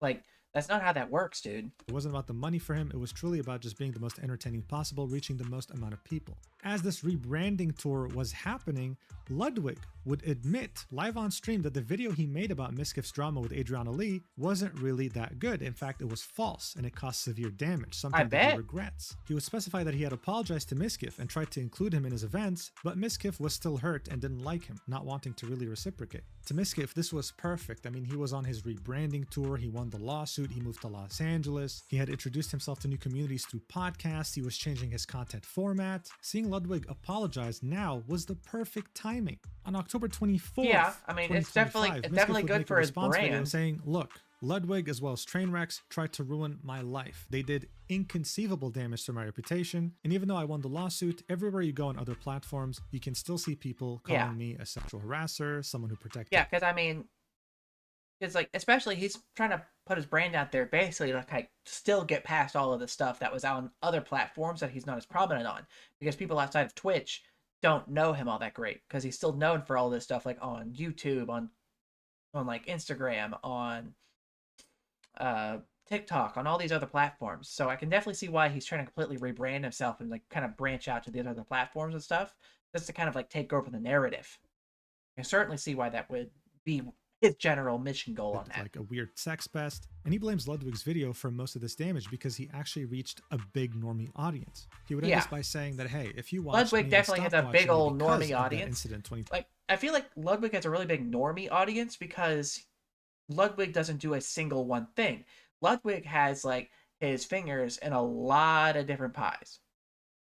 Like, Ludwig will be doing, like, wacky stuff, normal stuff. He'll be doing, like, niche gamer stuff, like doing like a Pokemon Nuzlocke or speed runs and stuff like that. Like Ludwig doesn't have a single niche audience that is there for like a one specific thing, and that's kind of like his biggest thing. Like that's like, not like the biggest thing, but like the biggest pro to what he does is that he doesn't have to worry about like only focusing on a specific niche because he has this wide swath of things he does, and people just come for him and not for what he does it for. It's like it's like why some streamer like, oh, you're known as like being known as like the Pokemon person, and then suddenly you're playing Mario Kart, and but like, why are you playing Mario Kart? You're the Pokemon guy, and it's like, yeah, that's why it's like variety streaming, just doing whatever you want comes to mind. It pays off. 22, I ask that you give me a second chance. However, even though his rebranding was going perfectly well to the majority of people, to the conspiracy theorists who knew that he was dating Emiru and that knew that her moving out without him meant that they broke up, they found it oddly suspicious how in the beginning of 2025, as he was in Japan, both Emiru and Maya interacted for the first time on stream and actually collabed. Oh yeah, it doesn't I'm take sure a that's conspiracy definitely theorist sent to the understand this. conspiracy If two of your theorists exes met up together, it's probably not out because the, they still like you. At the same out time, people crazy. started noticing other things about Mizkif that were very interesting. On the subreddit OTV and Friends Rumors, someone would post, "What is up with Pokey and Mizkif?" on October 11th, 2025. They were wondering, why has Mizkif moved to Los Angeles where Pokimane lives and they haven't collabed or interacted once? Other comments would point out, how come he hasn't collabed with many other streamers that he usually collabed with that also live in LA? It seemed like he was being isolated. What didn't help is that on the 17th of October 2025, Emiru would talk about something that seemed to be her referencing Mizkif. Watch. Oh? And sometimes there's things in your life or people in your life that, you know, maybe they're not good for you. And chat, sometimes maybe you have to make those choices to take those people out of your life so you can make room for the people that are right for your life.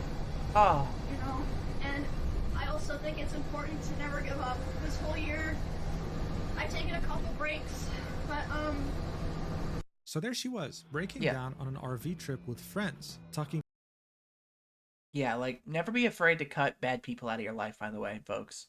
Like, if someone is an active burden or, like, an active, like, toxic presence in your life, don't be afraid to cut them out. Like, they're making your life objectively, actively worse. Get them gone. Like, there's nothing wrong with that. Even if they've been your friend in the past, if they're causing like a toxic presence within your life and making your life actively worse, don't be afraid to move past that chapter of your life and move on to a new chapter without them. Don't be afraid to do that. About cutting out people from her life, talking about how the last year in particular was very hard on her. This RV trip was actually on the way to TwitchCon, and Emiru truly couldn't catch a break because at TwitchCon she got assaulted by a random stalker. It was overall an absolute disaster. But let's take a step back for a minute. You know that clip where she's crying in the RV? This was actually downvoted to oblivion. It has 0 upvotes. And the comments were very divided. Some people would say, glad we are back to the usual parasocial streamer drama posts, and someone would reply with, you know things are going well for Mizkif when there's a random post that gets posted to stir hate for him. This is maybe the 4th this week. So see, this kind of person was seeing this as a direct attack on Mizkif for no reason because of weird conspiracy theorists. Someone else, on the other hand, said, damn, just say Mizkif already. Yeah, like, people are getting hella parasocial already there, but like, just being like, oh, it's about Mizkif. It's like, maybe you should take a moment to wonder why this girl is in a toilet in an RV, breaking down and crying, talking about the negative experience and toxic, like, living space that she was in. Instead of just being like, oh, she's trying to badmouth my favorite streamer. Like, grow up. But for the most part, this was really seen as some sort of weird conspiracy theorist pushing a narrative that was so out of proportion to what's actually happening that they should probably be admitted to a mental institution. However, as you may already know, people like this, as well as the many people on 4chan and other gossip forums that have been talking about Emiru and Mizkif for years now, were so damn vindicated on October 25th, 2025, when Emiru would out of nowhere make a stream that would put the final nail in the coffin when it came to Mizkif's entire career. That was only a few weeks On ago. October 25th, Emiru would go live on her channel with a stream titled Talking About Some Things. In it, for the first time publicly, she would reveal to us that yes, she was 17 indeed in a days relationship ago. with Mizkif. She'd then read a carefully prepared statement from a notepad in which she would detail to us just how horrendous the years with Mizkif truly were, detailing the things he's done to her, the things he's done to others, and how much of a terrible person he truly was. As she was streaming, she would also remove him as a mod in her channel. And I kid you not, I mean, look, I live streamed as soon as it was happening because it was such a big deal. That night, I Jeez. opened Livestream Fail and I saw the entire front page just full of clips from her stream. It's not even an exaggeration. You can see it for God yourself. damn. Here's how she would start off her statement. Watch. Today I'm finally going to be opening up about the psychological and domestic abuse, stalking and harassment, sexual assault, and threats of blackmail that Mizkif has done towards me, and some of these issues which are still ongoing. For the entirety of this year, I have attempted to separate myself from him and not talk about Dude. him at all, and not talk about this issue, and just not make it a public thing. I always tried my So yeah, that was already one hell of a way to God start damn, off a dude. statement, right? But this entire 2-hour stream would be bombshell after bombshell after bombshell. She'd show us the ridiculous amount of text she would keep receiving from Mizkif even after separating from him. God, dude, what the fuck?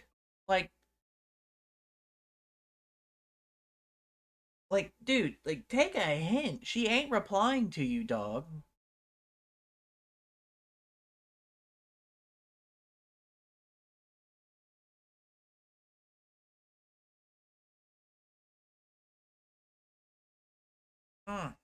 God, dude. Yeah. Yeah, he's cooked. Asking, can you please answer my phone? Writing these immensely long paragraphs about how he regrets everything, about how he wants to spend the rest of his life Yeah, with her. dude, And this just would be put on the multiple fries in the bag, platforms. bro. On text messages, on Discord, on Instagram, the guy was relentless. She'd have more than 14 screenshots of him trying to pursue her on multiple platforms after she had expressed she didn't want anything to do with him anymore. And one of those messages would even be like a straight up poem. Additionally, the guy was absolutely crazy when it came to view count and numbers. Dude. Something that everyone had already known about, What the but didn't truly fuck? understand just how screwed it truly Yeah, was. some people Watch. just cannot take Me? no for an answer. He's saying like, Emmy, you know, I'm gonna kill myself. I waited, or I'm gonna KMS. I waited so long for this, etc. Basically he was upset because I had higher viewership than him.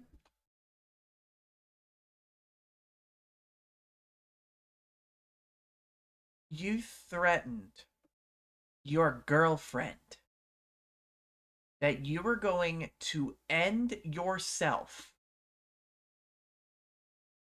because she had more viewers on Twitch than you. I can't. Oh my god. Oh my god. I'm just trying to process this. How is this guy one of the formerly one of the biggest streamers on this website? How? What the hell? I need a minute. I just need to process that. What the hell? Okay. That's literally it. I had higher viewership than him, and like I said, Imagine being a successful streamer, dating another successful streamer, right? And going up to her and saying, hey, you know, I want to end it all because unfortunately you have more views than me. It's like, come on, man. Like, what are you doing? Get a grip.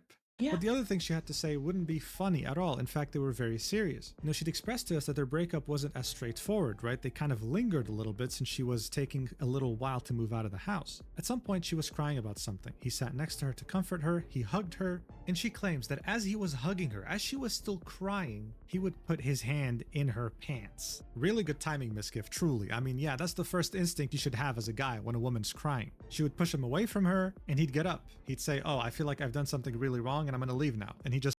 What the? Are you fucking kidding me? Your first instinct, this guy's first instinct,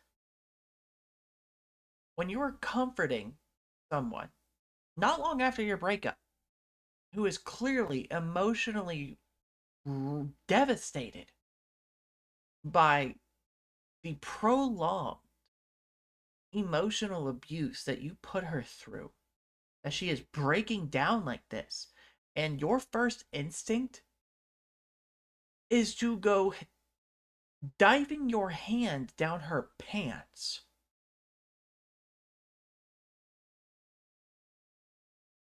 Yeah, I say just put him under put him under the prison at this point. Like, Jesus Christ, dude. Left. She'd also claimed that he was a very dangerous driver, very unstable, but how once he drove 150 miles per hour, telling her that they were both gonna die because another streamer had a collab with Mr. Beast. At this point, just ban his accounts. He needs to go outside, touch some grass, and put the fries in the freaking bag, bro. Like, Mizkif needs to get, like, a reality check. He needs to have his whole online presence wiped out. He needs, whether it is, like, demonetizing, suspending, deleting, what have you. Dude needs a reality check. He needs, like, to go outside, touch some grass. Just don't be online. Delete your online. Dude, the fact that this guy is so content brained, so online brained, that he is tying, like, he is threatening, like, that he is going to, like, take himself out because somebody else is collabing with Mr. Beast. Like, yeah, like, I have peers in this community that have been around for about as long, if not less time than me, and have gotten bigger than me in much shorter time. I don't care. I'm proud of them. Like Luminous Red, a friend of mine, started streaming, I want to say, like, 10, 11, maybe 12 months ago, something around there. And she has been just popping off, dude. Like, big numbers on, like, good numbers on YouTube. She just made Twitch partner. Like, she's doing amazing, and I could not be more proud of how much she's growing in such a short time. Like, if you are this mentally ill to, like, threaten to take yourself out over Twitch numbers and collabs, maybe you shouldn't have this kind of platform to begin with. And he didn't. I mean, seriously. He is such a loser, bro. But yeah, again, it this got guy's even a more loser. serious when she would reveal the real reason behind her black eye. She'd say that he would throw plastic bottles at her that still had water in them, so they were heavy, as well as his phone at her, which eventually would cause her black eye that lasted for 1 to 2 weeks. Okay, so he's just straight up abusing her now. To hit your face and give you a black eye, it must have been one hell of a throw. That by itself, without mentioning anything else during her stream, is enough cause for immediate concern. Yeah. That's textbook abuse right there. Yeah, that is just straight up she would abuse. reveal to us just how little he thought of other people in Austin, how he treated them terribly, how he belittled them, how if they couldn't contribute more view count to his stream, they were human garbage to him. Even if they were nice to him, he didn't care. She would recount a story in which someone was very nice to him, was very sweet, yeah, and he would shit talk. So basically, he's only doing it for the gram. He's doing it for the collab, because he doesn't care. He doesn't, like, care, like, which is obvious based on how he's, like, portrayed himself with his content in the past. Like,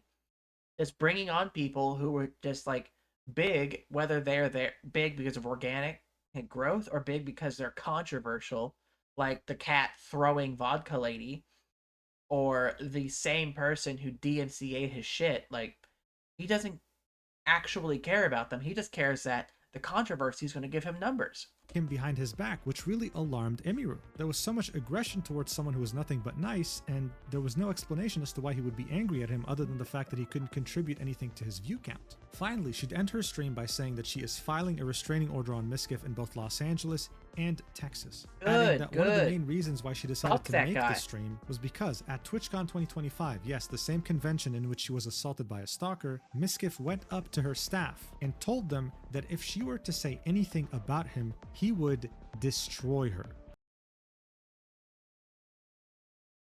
So, how do you think this is supposed to make you?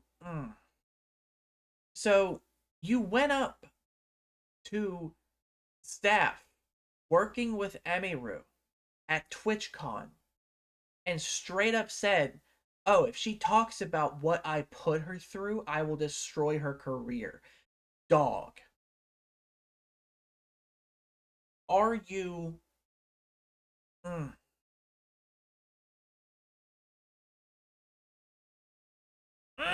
okay. I had to seethe for a minute there. I had to just like kind of put my head down and just kind of scream internally because this guy is a man child. He is a child. He is a big freaking baby. He is child. Like he acts like a child, most certainly. He shouldn't. He's a grown ass man. Okay. Oh god, I needed a second just to kind of seethe for a second there, dude. God, what the hell? How would he destroy her, you ask? Well, she explained very clearly what he would say. Watch. Multiple people have told me that his plan was to claim that I kill animals and that I killed my own rabbits, since I had several of my rabbits pass away over the course of 3 years while I lived with him. I'm sure he's probably listening now, and it's probably going to come as quite a shock to him that this information made its way back to me and that I've known for months.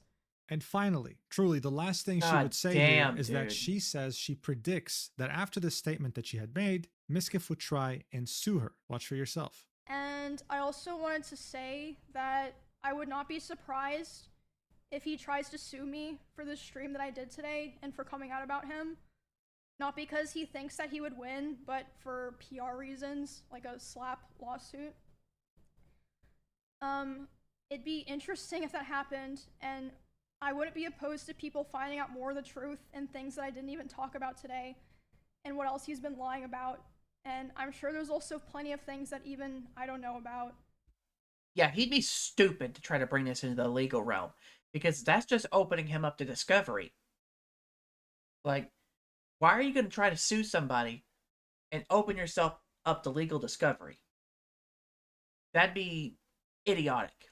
You'd be really stupid to sue over this. And, yeah, there's more things that I didn't even talk about today, but I'm hoping that now that I have this out, this is the last time I ever have to talk about it.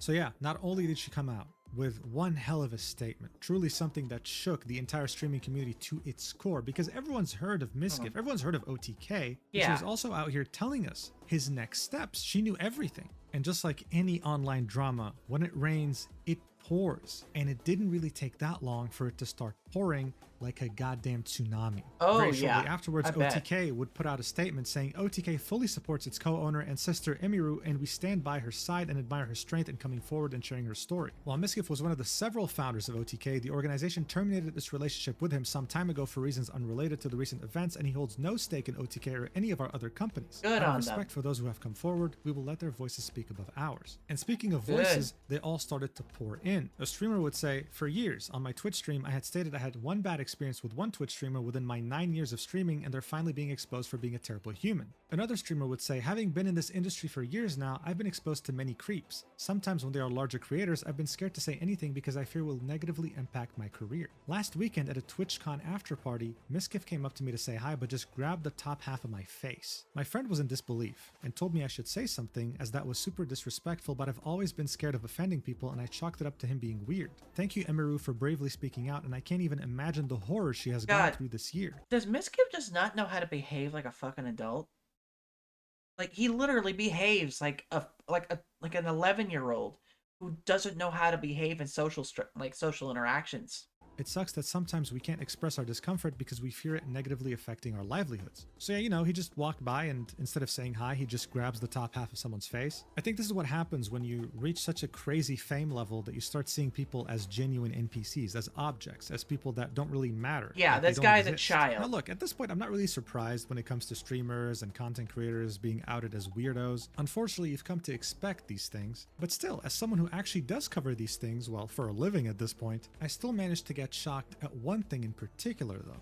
Reckful was one of the OG Twitch streamers, right? He was the pioneer, the inventor, pretty much, Yeah. of text-to-speech donations, for example. Tragically, in the summer of 2020, he jumped out of a balcony and, well, left this planet. For many streamers and content creators, this is a very sensitive topic, as he was a very nice guy who clearly had mental problems. As the controversy with Mizkif was happening, someone Thanks for the follow, Jar.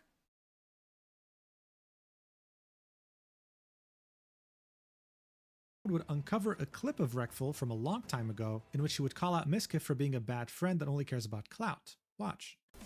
How does it feel knowing there are some people who like you because you are famous? It fucking sucks. See, I know for a fact that me going live right now raises the chance that Mizkif doesn't ignore my texts and hang out with me by like fucking 69,420%, you know? Yeah, he's calling it, like, he called that shit early, dude. He called that shit way early. It's fucking actually nuts. Now this sucked, but it wasn't what truly shocked me. It was this tweet from the content creator Arya Saki, who was a close friend of Byron, otherwise known as Reckful. She started this off from a quote from Mizkif in 2025, in which he said, "One of the reasons Byron killed himself was because he was jealous of me." She would then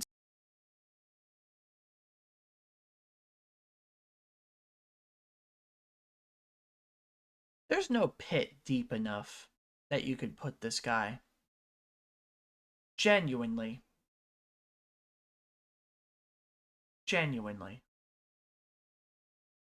state that the reason why she had even reached out to Mizkif in 2025 was because she wanted to take him out to lunch for a serious talk. She was coordinating with Emmy and she wanted to play the middleman. She knew of his terrible treatment towards others and wanted to see if he truly felt remorse after all the controversies he's been through, if he's actually changed. But with that statement, she confirmed, no, actually, he was even worse than he used to be. Yeah. Arya would specify that she knew Byron very well and that she spoke with him every single day leading up to when he left this planet. And not once did he mention Mizkif's name, not even once. I mean, dude, this genuinely left me speechless. We're out here talking about the final nail in the coffin. Bro, there is no coffin anymore. It's been rendered to ashes. Like, what the hell is going on? But we weren't done yet. A producer who had worked for an OTK event that featured Mizkif would come out and talk about her experience with him. She'd say that others were more fit to host, but Mizkif insisted that he wanted to host himself. Okay, cool. Usually for an event on stage that's live, she has to present to you everything that's going to happen, where you can step, where you can't step, what to expect, Yeah, what not to expect. that's how But stage Mizkif kept managers telling her he work. was too busy, so she actually offered to come to him and explain. She did that and actually drove to his house. Now usually there will be rehearsals, there will be practice. He wouldn't show up to any of that.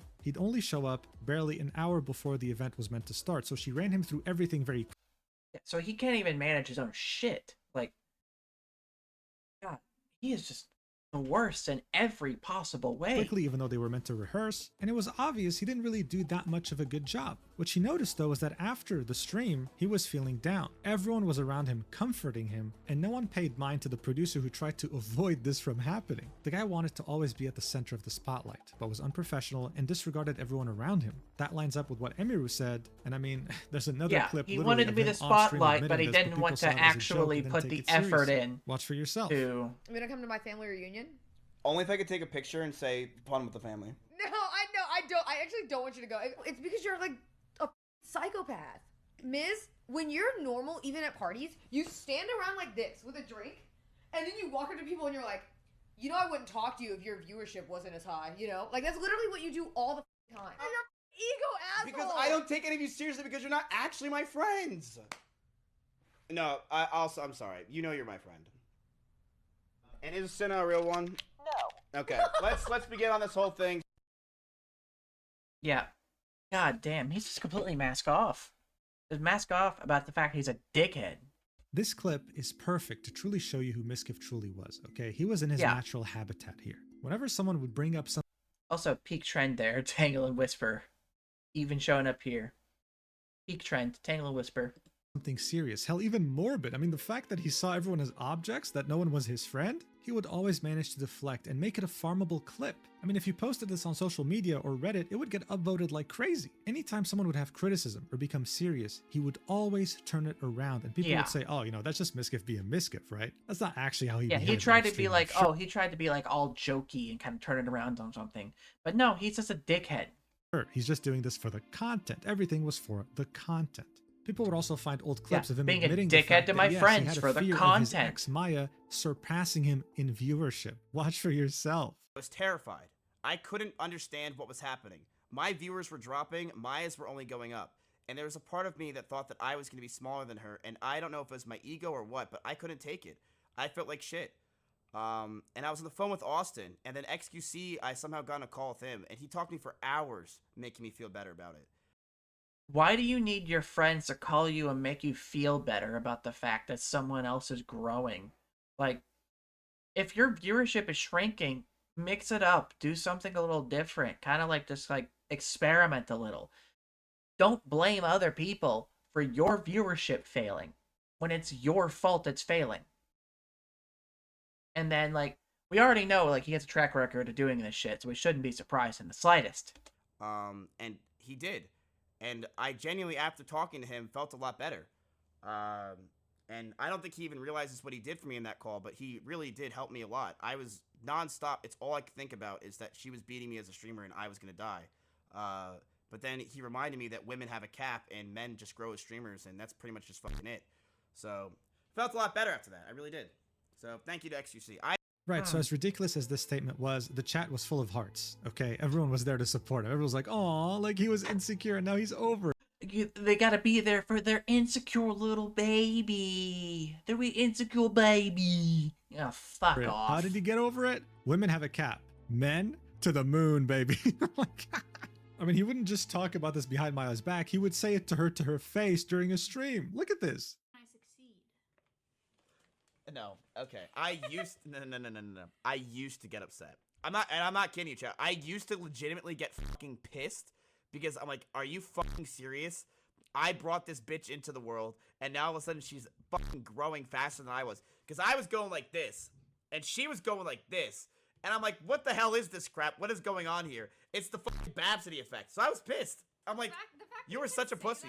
the fact that you can say that and feel like it's okay that you felt that way and just be like, yeah, I was like that. Like, that is crazy.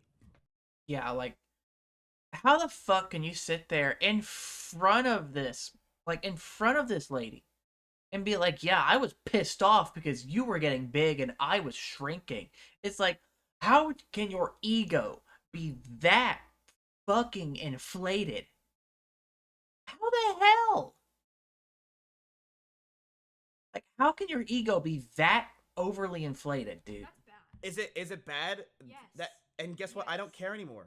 That's bad. But I don't care anymore. It's still I bad. stopped caring. It's still bad. As long as I never have more viewers than him. If I ever surpassed him in viewership, which will never happen. Oh, she'd be done. he would I'd be pull the plug. He could not take it. He'd pull the plug, guys. Did that mean he would end the relationship, or would that mean that he would cut the internet router, which he had done before, by the way? At some point, she had surpassed him in viewership, and her stream went offline. Yes, he was that petty. Also, I want to point out how he said that he had brought her into this world. Mizkif truly felt this way, right? He actually felt that he brought her into this world, so he was owed that he stayed bigger than her. And yet, no one saw the red flags here either. It was just Mizkif being Mizkif. It was just for the content, guys. It was just for the clips. Yeah. Anyway, other streamers would mince no words. Like Asmongold, he'd just straight up say, fuck off, have some dignity, and retire. He was over this. He'd also say that he's known about this for 6 months. Emiru, Sina, and Valkyrie, right? Some of the biggest female content creators would reach out to him, ask him for advice. And he wouldn't say anything because he didn't want this to come out without Emiru's consent. He'd end this by saying that he regrets ever platforming Mizkif and giving him any sort of viewers. Another Austin streamer by the name of Kyuko would also come out with her side of the story regarding Mizkif, saying that during their first hookup, she was so drunk she couldn't even keep her eyes open. She was initially supposed to crash on the couch, but somehow ended up in Mizkif's bed. He would then have his way with her, and she was too dizzy to care. Of course, because we had to make it a story of Mizkif also just potentially being a rapist. Like, because say what you want, if a woman is so drunk that she can't stay conscious, she can't consent. Like, flat out. Knowingly hooking up with a drunk, with someone who's that plastered, like, knowing that they are too drunk to consent, that is sexual assault. That is rape. That's what it is.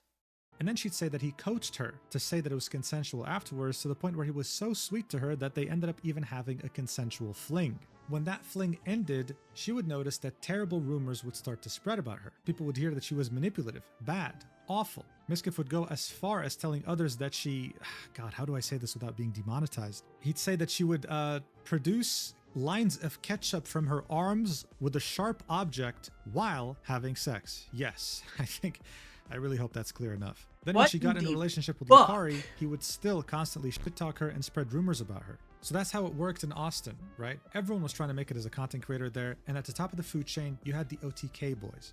Yeah, no wonder he wanted to get the fuck out of Austin, because he, no doubt, destroyed his relationship with the entire like streaming scene there to such an extent by just being a dickhead and not knowing how to behave as an adult in public. Rumors could make or break all your collaborations, all your invites to parties, and no one would bother messaging you to verify. Austin in general was a hellhole, okay? It was like Game of Thrones. As this was all happening, a clip would resurface that was posted recently, I mean this was in 2025, of the two streamers Yugi and Arky teasing Mizkif about Emiru being happy without him, right? Implying that they were in a relationship even though this wasn't public yet. Mizkif's reactions were definitely interesting to say the least. Watch for yourself. Dude, you know one of my favorite collabs was Emiru, bro. Oh my god, Emery was so cool. I'm gonna keep it a buck. Dude, everyone was like so cool. Emery, bro, I didn't think Emery was gonna tap in with us. That's the thing. He looks so uncomfortable knowing his ex was happy without him. Emery was like I'm not gonna lie, bro, everyone's been so cool so far except for like. I feel like there has to be like a cancer. Like, look at his face, dude. He wants to punch them so bad. But definitely like. Oh my god, he looks so unhappy. What do you mean? What do you mean? What do you mean? That like none of this fake. Like I don't think you understand, bro. You can't hurt me. There's nothing you can do. What are you talking about? No, I'm not talking about anything. We collabed with Cinnabon and Emery the other day. That's great. That's fine. Enjoy yourselves, brothers. Whoa, bro, are you okay? Are you good? Are you good? Yeah, I'm good. I just gotta go to the bathroom. Like, oh my god, he looks so uncomfortable. It's so funny. What did I say? You said nothing. You said you did a collab. That's cool. It's fine. I have no problem with that. God, it's so funny seeing him put on the spot. Become bigger, and you couldn't. So then you. Look at his face, dude. He is about to murder them in broad daylight.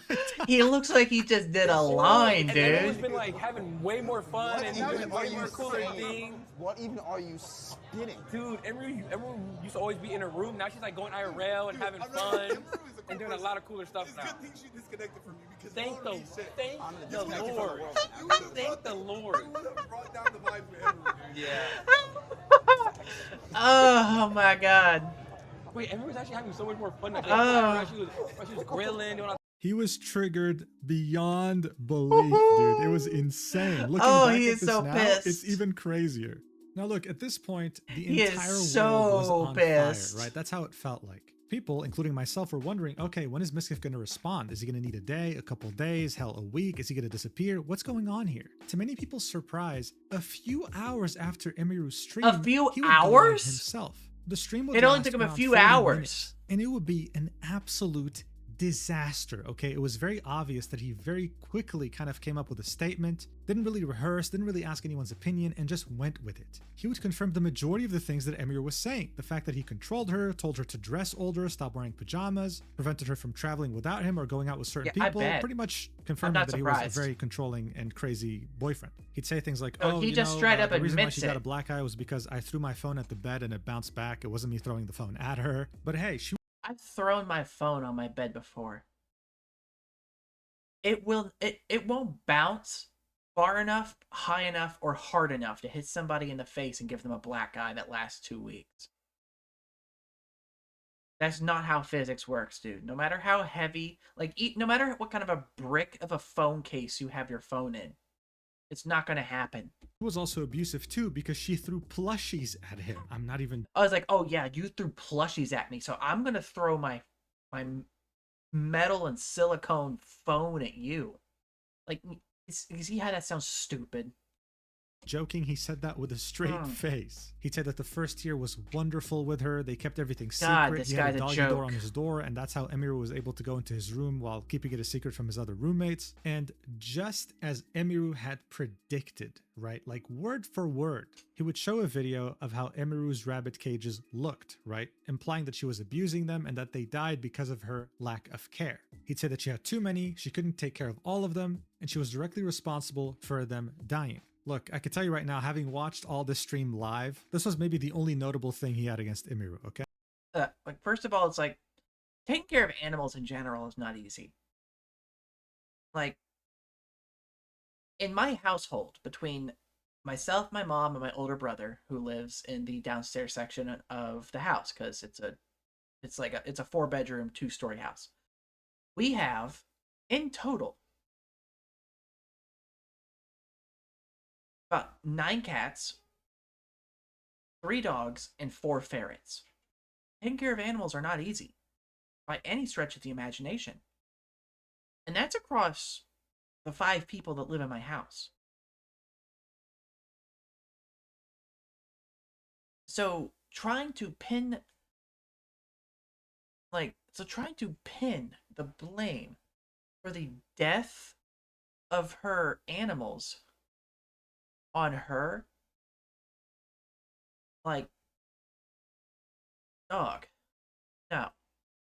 I mean, the whole thing was a disaster. He still had alerts on. Someone was donating 7777 as he was saying very serious things. He'd make a couple jokes here and there, just like Mizkif always would, trying to deflect, but this time it wouldn't work. And yeah, before I forget, when it came to that story where he sexually assaulted her, he wouldn't say that they were hugging as she was crying. He said that they were cuddling, and he thought that this was where it was headed. It was an honest mistake. Yes, him slipping his hand in her pants was an honest mistake. Anyway, saying that the whole rabbit thing was the only dirt he truly had on Emiru, one of her friends of over 10 years would come out with his own statement saying that no, she doesn't abuse her animals. In fact, what happened was that this cage in particular was left behind because she was moving out to a new house alone and took her bunnies with her already. He'd of course talk about how dirty rabbits are, about how often they poop, about how they poop up to 200 to 300 pellets per day and that it doesn't smell. He'd argue that the rabbits that did indeed die had bad genetics. It was simply unlucky. He'd show us a picture of the new cage in her house and would indicate that everything's normal there. She wouldn't let it get that dirty while her rabbits are in it. Finally, he'd mention how Mizkif would refer to them as rabbits, but he doesn't even know any of their names, not a single one, saying that to him this was nothing more than opportunity and he actually didn't really know anything about them. Yeah, rabbits are not easy animals to take care of. Like, we had a pet rabbit when I was like 9. And one got like a little bite of pizza and died like 3 hours later. They are not easy animals to take care of. And like, using an old cage that was left behind as evidence of like bad treatment when very clearly she very apparently takes care of her pets. Like that's just fucking low, dude. Just low. It is like, the fact that he can't even bother to remember the name of the pets he had at that house with the woman he was in a relationship with. I know the names of all of my animals, all of the animals in my house by heart. Like, that's something I can't forget. I know every one of them. I know every one of their quirks, every one of their idiosyncrasies, every one of their behavioral like quirks. The fact that he can't even remember their names. And just as you thought that things couldn't get worse, here is truly a display of how dangerous parasocial viewers can be. There are people who are saving clips for years, waiting for the day that Mizkif gets cancelled so that they can resurface them for everyone to see. At some point, Maya was on a podcast, and Mizkif comes in and pulls off her headphones in a very weird way. This was years ago, okay? And someone posted it shortly after Emiru had come out with her statement to showcase that Mizkif has always been weird to his partners. Watch. I think Miz is coming up here, but I think his chat ratted on him. Oh, spam when you say something, Maya. Chat They cheated. spam for like... Loser! Oh, there he is! He's Loser! Third place. Hey, that's third place. That's third place. Loser. Third place. Loser. Second loser. Loser. Matt, if you broke that headset, you are DMing Shroud right now. We double dropped it. Pick up my headset. Go get the SIM jar. Throw the SIM jar. He's in trouble. What an attention whore you are. What Oh, a he didn't have the dickhole. thing Like, on. Oh. Oh, damn. So the poster would argue that this Piece is of important shit. context. Emiru describes Mizkif downplaying all the objects he threw at her as simple jokes. Anything he did that was weird was defended as a shtick. as content, as clip farming. So yeah, this was definitely weird, and he did this shortly after losing a tournament in Mario Kart, I believe, on stream. Yeah. Another old clip. Like, imagine this getting this mad playing a video game. Like, I've gotten my ass kicked plenty of times playing video games. Like, I used to work at a Amazon fulfillment center like 10 years ago, and we had a Wii U in there with Super Smash Bros. On it.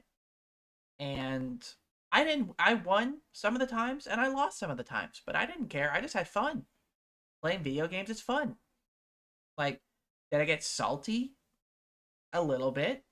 I didn't really like the fact that one of my coworkers was a belligerent Cloud main, but I was a Cloud main too, so I'm a Cloud and Sonic main in Smash Wii U, so, you know, still.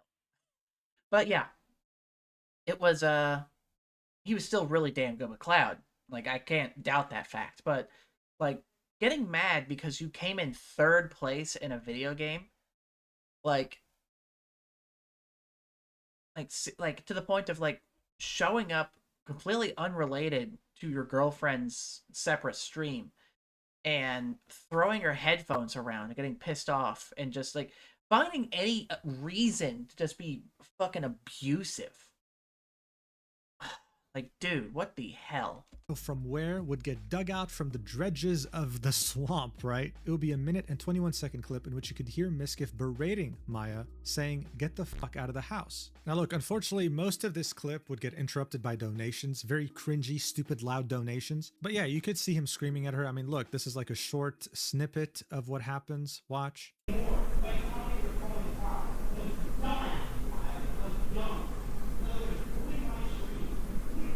He'd be screaming at her saying, "You're a dumbass, you are dumb, Maya," etc., etc. So not really a very pleasant conversation. So overall, these past clips are indicating to us that, oh, he's always been this way to his partners. He's always kind of treated them badly. It is important to mention that Maya hasn't said anything since this happened with Emiru. Like, seriously, dude. Will. I want to hear from, like, managing her wildlife sanctuary to care. But at this point, you don't really need to. I would love to hear from Maya about really see how bad of a person he was with Emiru. How and her just side as of the relationship Emiru went. had predicted, barely a week after her stream, Mizkif would file a defamation lawsuit against her and Asmongold. Now you ask any lawyer, like Legal Mindset, for example, about how this lawsuit's going to work, what are the odds of him winning, and it is hilariously bad. Look, just to explain to you, when you sue someone for defamation in Texas, right? This isn't Japan. You can't sue someone for defamation because they made you lose money as they were saying the truth. Like, for example, you harass a coworker, it's true, they talk about it publicly, they make you lose your job, you can still sue them and get money out of them because they cause you to lose money. It doesn't matter if it's true or false. In Texas, though, it's different. Yeah. You have to prove that the people you're suing knowingly lied, right? They said those things and knowingly lied about you. Yeah, like in Texas especially, in most places in the United States, but Texas especially, you have to prove what they're saying is a lie. And considering the fact that he's the one suing, this is going to go to discovery, and that would not be good for him. You have to prove that they knew that they were lying, and you have to prove that this cost you severe monetary damage. How the hell do you prove that someone was knowingly lying about you? And by the way, lying. They have to be lying. Yeah, they have to be it's not lying. like Japan, where they can be telling the truth and you can still sue them. It's clear that Emiru has a team of lawyers. She was reading a very well-prepared obviously. statement. Nothing she said, as far as she knows, is a lie. So again, just as she said on her stream, he will attempt to sue her even though he has no chance of winning. He will lose this lawsuit. I don't even know why he's bothering. He is an Adriana idiot. Lee lost against Mizkif and OTK for a reason. His right? career As you remember, is dead. she sued for defamation. Rightfully right now, if you go so. to Mizkif's Twitter profile, you'll see in his bio, still owner of OTK, now in lawsuit. As if that'll change anything. But hey, it seems that Emiru is doing fine at least. On November 7th, she would appear on someone else's stream and would say that she was considering replying to Mizkif's poem that he sent her, but then found out it was written by AI. She laughed about it. And as I'm recording this part of the video on the 12th of November 2025, she went live for the first time since she talked about Mizkif. She has, of course, more viewers than him. Let's hope he doesn't drive 150 miles per hour in his car. But if he does, let's hope it's on an empty road with no innocent bystanders. Now, Mizkif, on the other hand, during his stream, would say something very interesting. The fact that he doesn't care anymore. The fact that he was going to go, quote-unquote, demon mode against everyone now. He was going to expose everyone. Text messages, proof, over the next What are you couple going to days. expose? As well as many that they're others, not going we're to looking put out forward for to you? it. What does he have to expose after being, like, completely destroyed in public? Well, Tell nothing. us. It's been 16 days and he hasn't posted anything. Demon mode my ass. The only thing Mizkif has posted was on November 7th. It would be on his Instagram and it would be an absolute disaster. I don't even know what this is, dude. Just watch for yourself.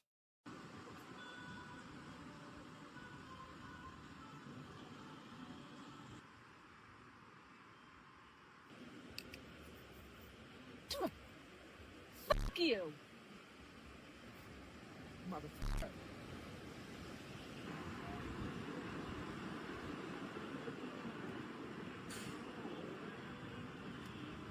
I don't know, What man. the Can someone in the fuck? comments explain to me what this means? Because to me, it just seems like he's acting like a victim. Like, dude, we're He's not trying to saying make himself you out for to no be the reason. There's a victim. reason people are giving you the middle finger. It's insane what ego does to someone.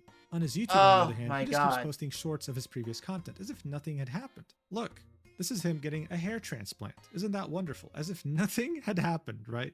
God, I mean, what can I even say about this? I was there to witness this guy God, this rising guy. above all else in the streaming world at a speed never before seen. Oh I was also my there God, this when guy. he tried to play himself out to be the victim when Adriana Lee went after him, as well as Trainwrecks. I was there when he was attempting to rebrand himself. I mean, I literally watched his Iced Coffee Hour podcast, and I was there when I watched it all get absolutely destroyed in real time in one night. And he Mizkif, deserves just it. like many He other deserves content creators for the before him, downfall. is the same warning that we've heard 1,000 times over. Once you reach those high numbers, once you start making a lot of money, once you start feeling invincible, it is so important to stay grounded with the people that you keep around you. It is so important Absolutely. to not let ego take hold of you. Was Mizkif Absolutely. always Don't get a some big sort of ego. psychopath? Or did that Don't. only happen once he started gaining more popularity? Who knows? What I do I mean, considering the way he came up in the space to begin with, just like essentially leeching off of larger creators by clip chipping like bigger creators to make like his documentaries and shit, and trying to like be like spamming their chat like, hey, watch this little funny documentary I made about you, and it's all just a bunch of in jokes, like, and like worming his way into their communities and like trying to get bigger just like vicariously through them. It's like, yeah, obviously, very obviously, he's always been this kind of egotist. know, though, is that he did all of this to himself. He has no one else to blame, and that's a fact. Exactly. At this point, there's nothing he can do. Even an apology won't do anymore. He's screwed up too many times in the eyes of the internet. Does that mean he has no fans whatsoever? Does that mean his career is truly over, one and done? Of course not. It's never that simple. I always say this, but if Dr. Disrespect can still have a successful career after messaging a minor, then anyone can. But we both That still fucks me up, dude. How the hell does Dr. Disrespect even still have a career, dog? How? Genuinely. The dude who got banned from Twitch for trying to hook up with a minor at TwitchCon, and he still somehow has a career. God damn. Like, I shouldn't be surprised. Like, we have, like, with what's going on with the U.S. government right now concerning, like, certain files that the administration is trying to cover up, like, it doesn't surprise me anymore. know that that's not enough for Mizkif, okay? He wants higher viewers. He wants to be the center of attention. And while he could probably keep having thousands of concurrent viewers, people who cannot let go of their parasocialism when it comes to Mizkif, he'll never be able to attain his average viewer count of 40,000 that he had back in 2021. And Good. That's truly what could make him stop streaming and retire for good. Hopefully. Is he actually going to go demon mode? Is he actually going to expose other streamers? I doubt it. Is he Yeah, going to win he- his he- lawsuit? he doesn't have Hell no. shit. Is he going to keep streaming? He doesn't have Time any will evidence only of anything tell. against Either anybody way, else. He's paused all and comments on his videos. he's definitely and not disabled likes going when it to comes win his YouTube. lawsuit. And that is That's to for be damn real, sure. Maybe showed us that he truly still thinks he's the victim and that he's done nothing wrong. Either way, I wish Emiru and the victims the best. I hope they can move on from this. And when it comes to Mizkif, I just hope that justice is served as it's meant to be. Thank you Fingers so much crossed. for watching until the end. Let's hope this year can end on a good note. 2025 has been ridiculous. Absolutely. I hope, And I'll see you like, in the next video, whenever that is. let's hope for Love you. no more. Yeah. Let's hope for no more wild things to come out this year. Yeah. Yeah, that was wild. Like, genuinely, let's hope Mizkif just kind of disappears and never come back. Yeah. Like, abuse, potential, like essay against multiple, not even just Emiru, but multiple people. Like, from the looks of it. And probably more stories to come out of his time in Austin. Like, genuinely, let's just kind of hope that after he inevitably loses his lawsuit, and everybody knows, like, pointedly knows, like, how cooked he is. Let's just hope he just disappears and never comes back, yeah? That'd be great for everybody. Let me know down in the comments what you think about Mizkif and all of this. And if you think, like what, well, justifiably that he deserves this downfall. And talk about, like, I don't know, it's like, it's hard to make, like, a segue for my comment sections for this. Like, just, like, talking about how any kind of bad experience with this guy, because he was a big guy. I guess just talk about streamers you think deserve more of a platform than Mizkif does then. People who actually deserve their platform, and not Mizkif. And of course, don't forget to like the video, subscribe to the channel, and ding that bell so you know when I upload and help me out in the YouTube algorithm. And as always, I will see you next time at the HQ. Bye-bye.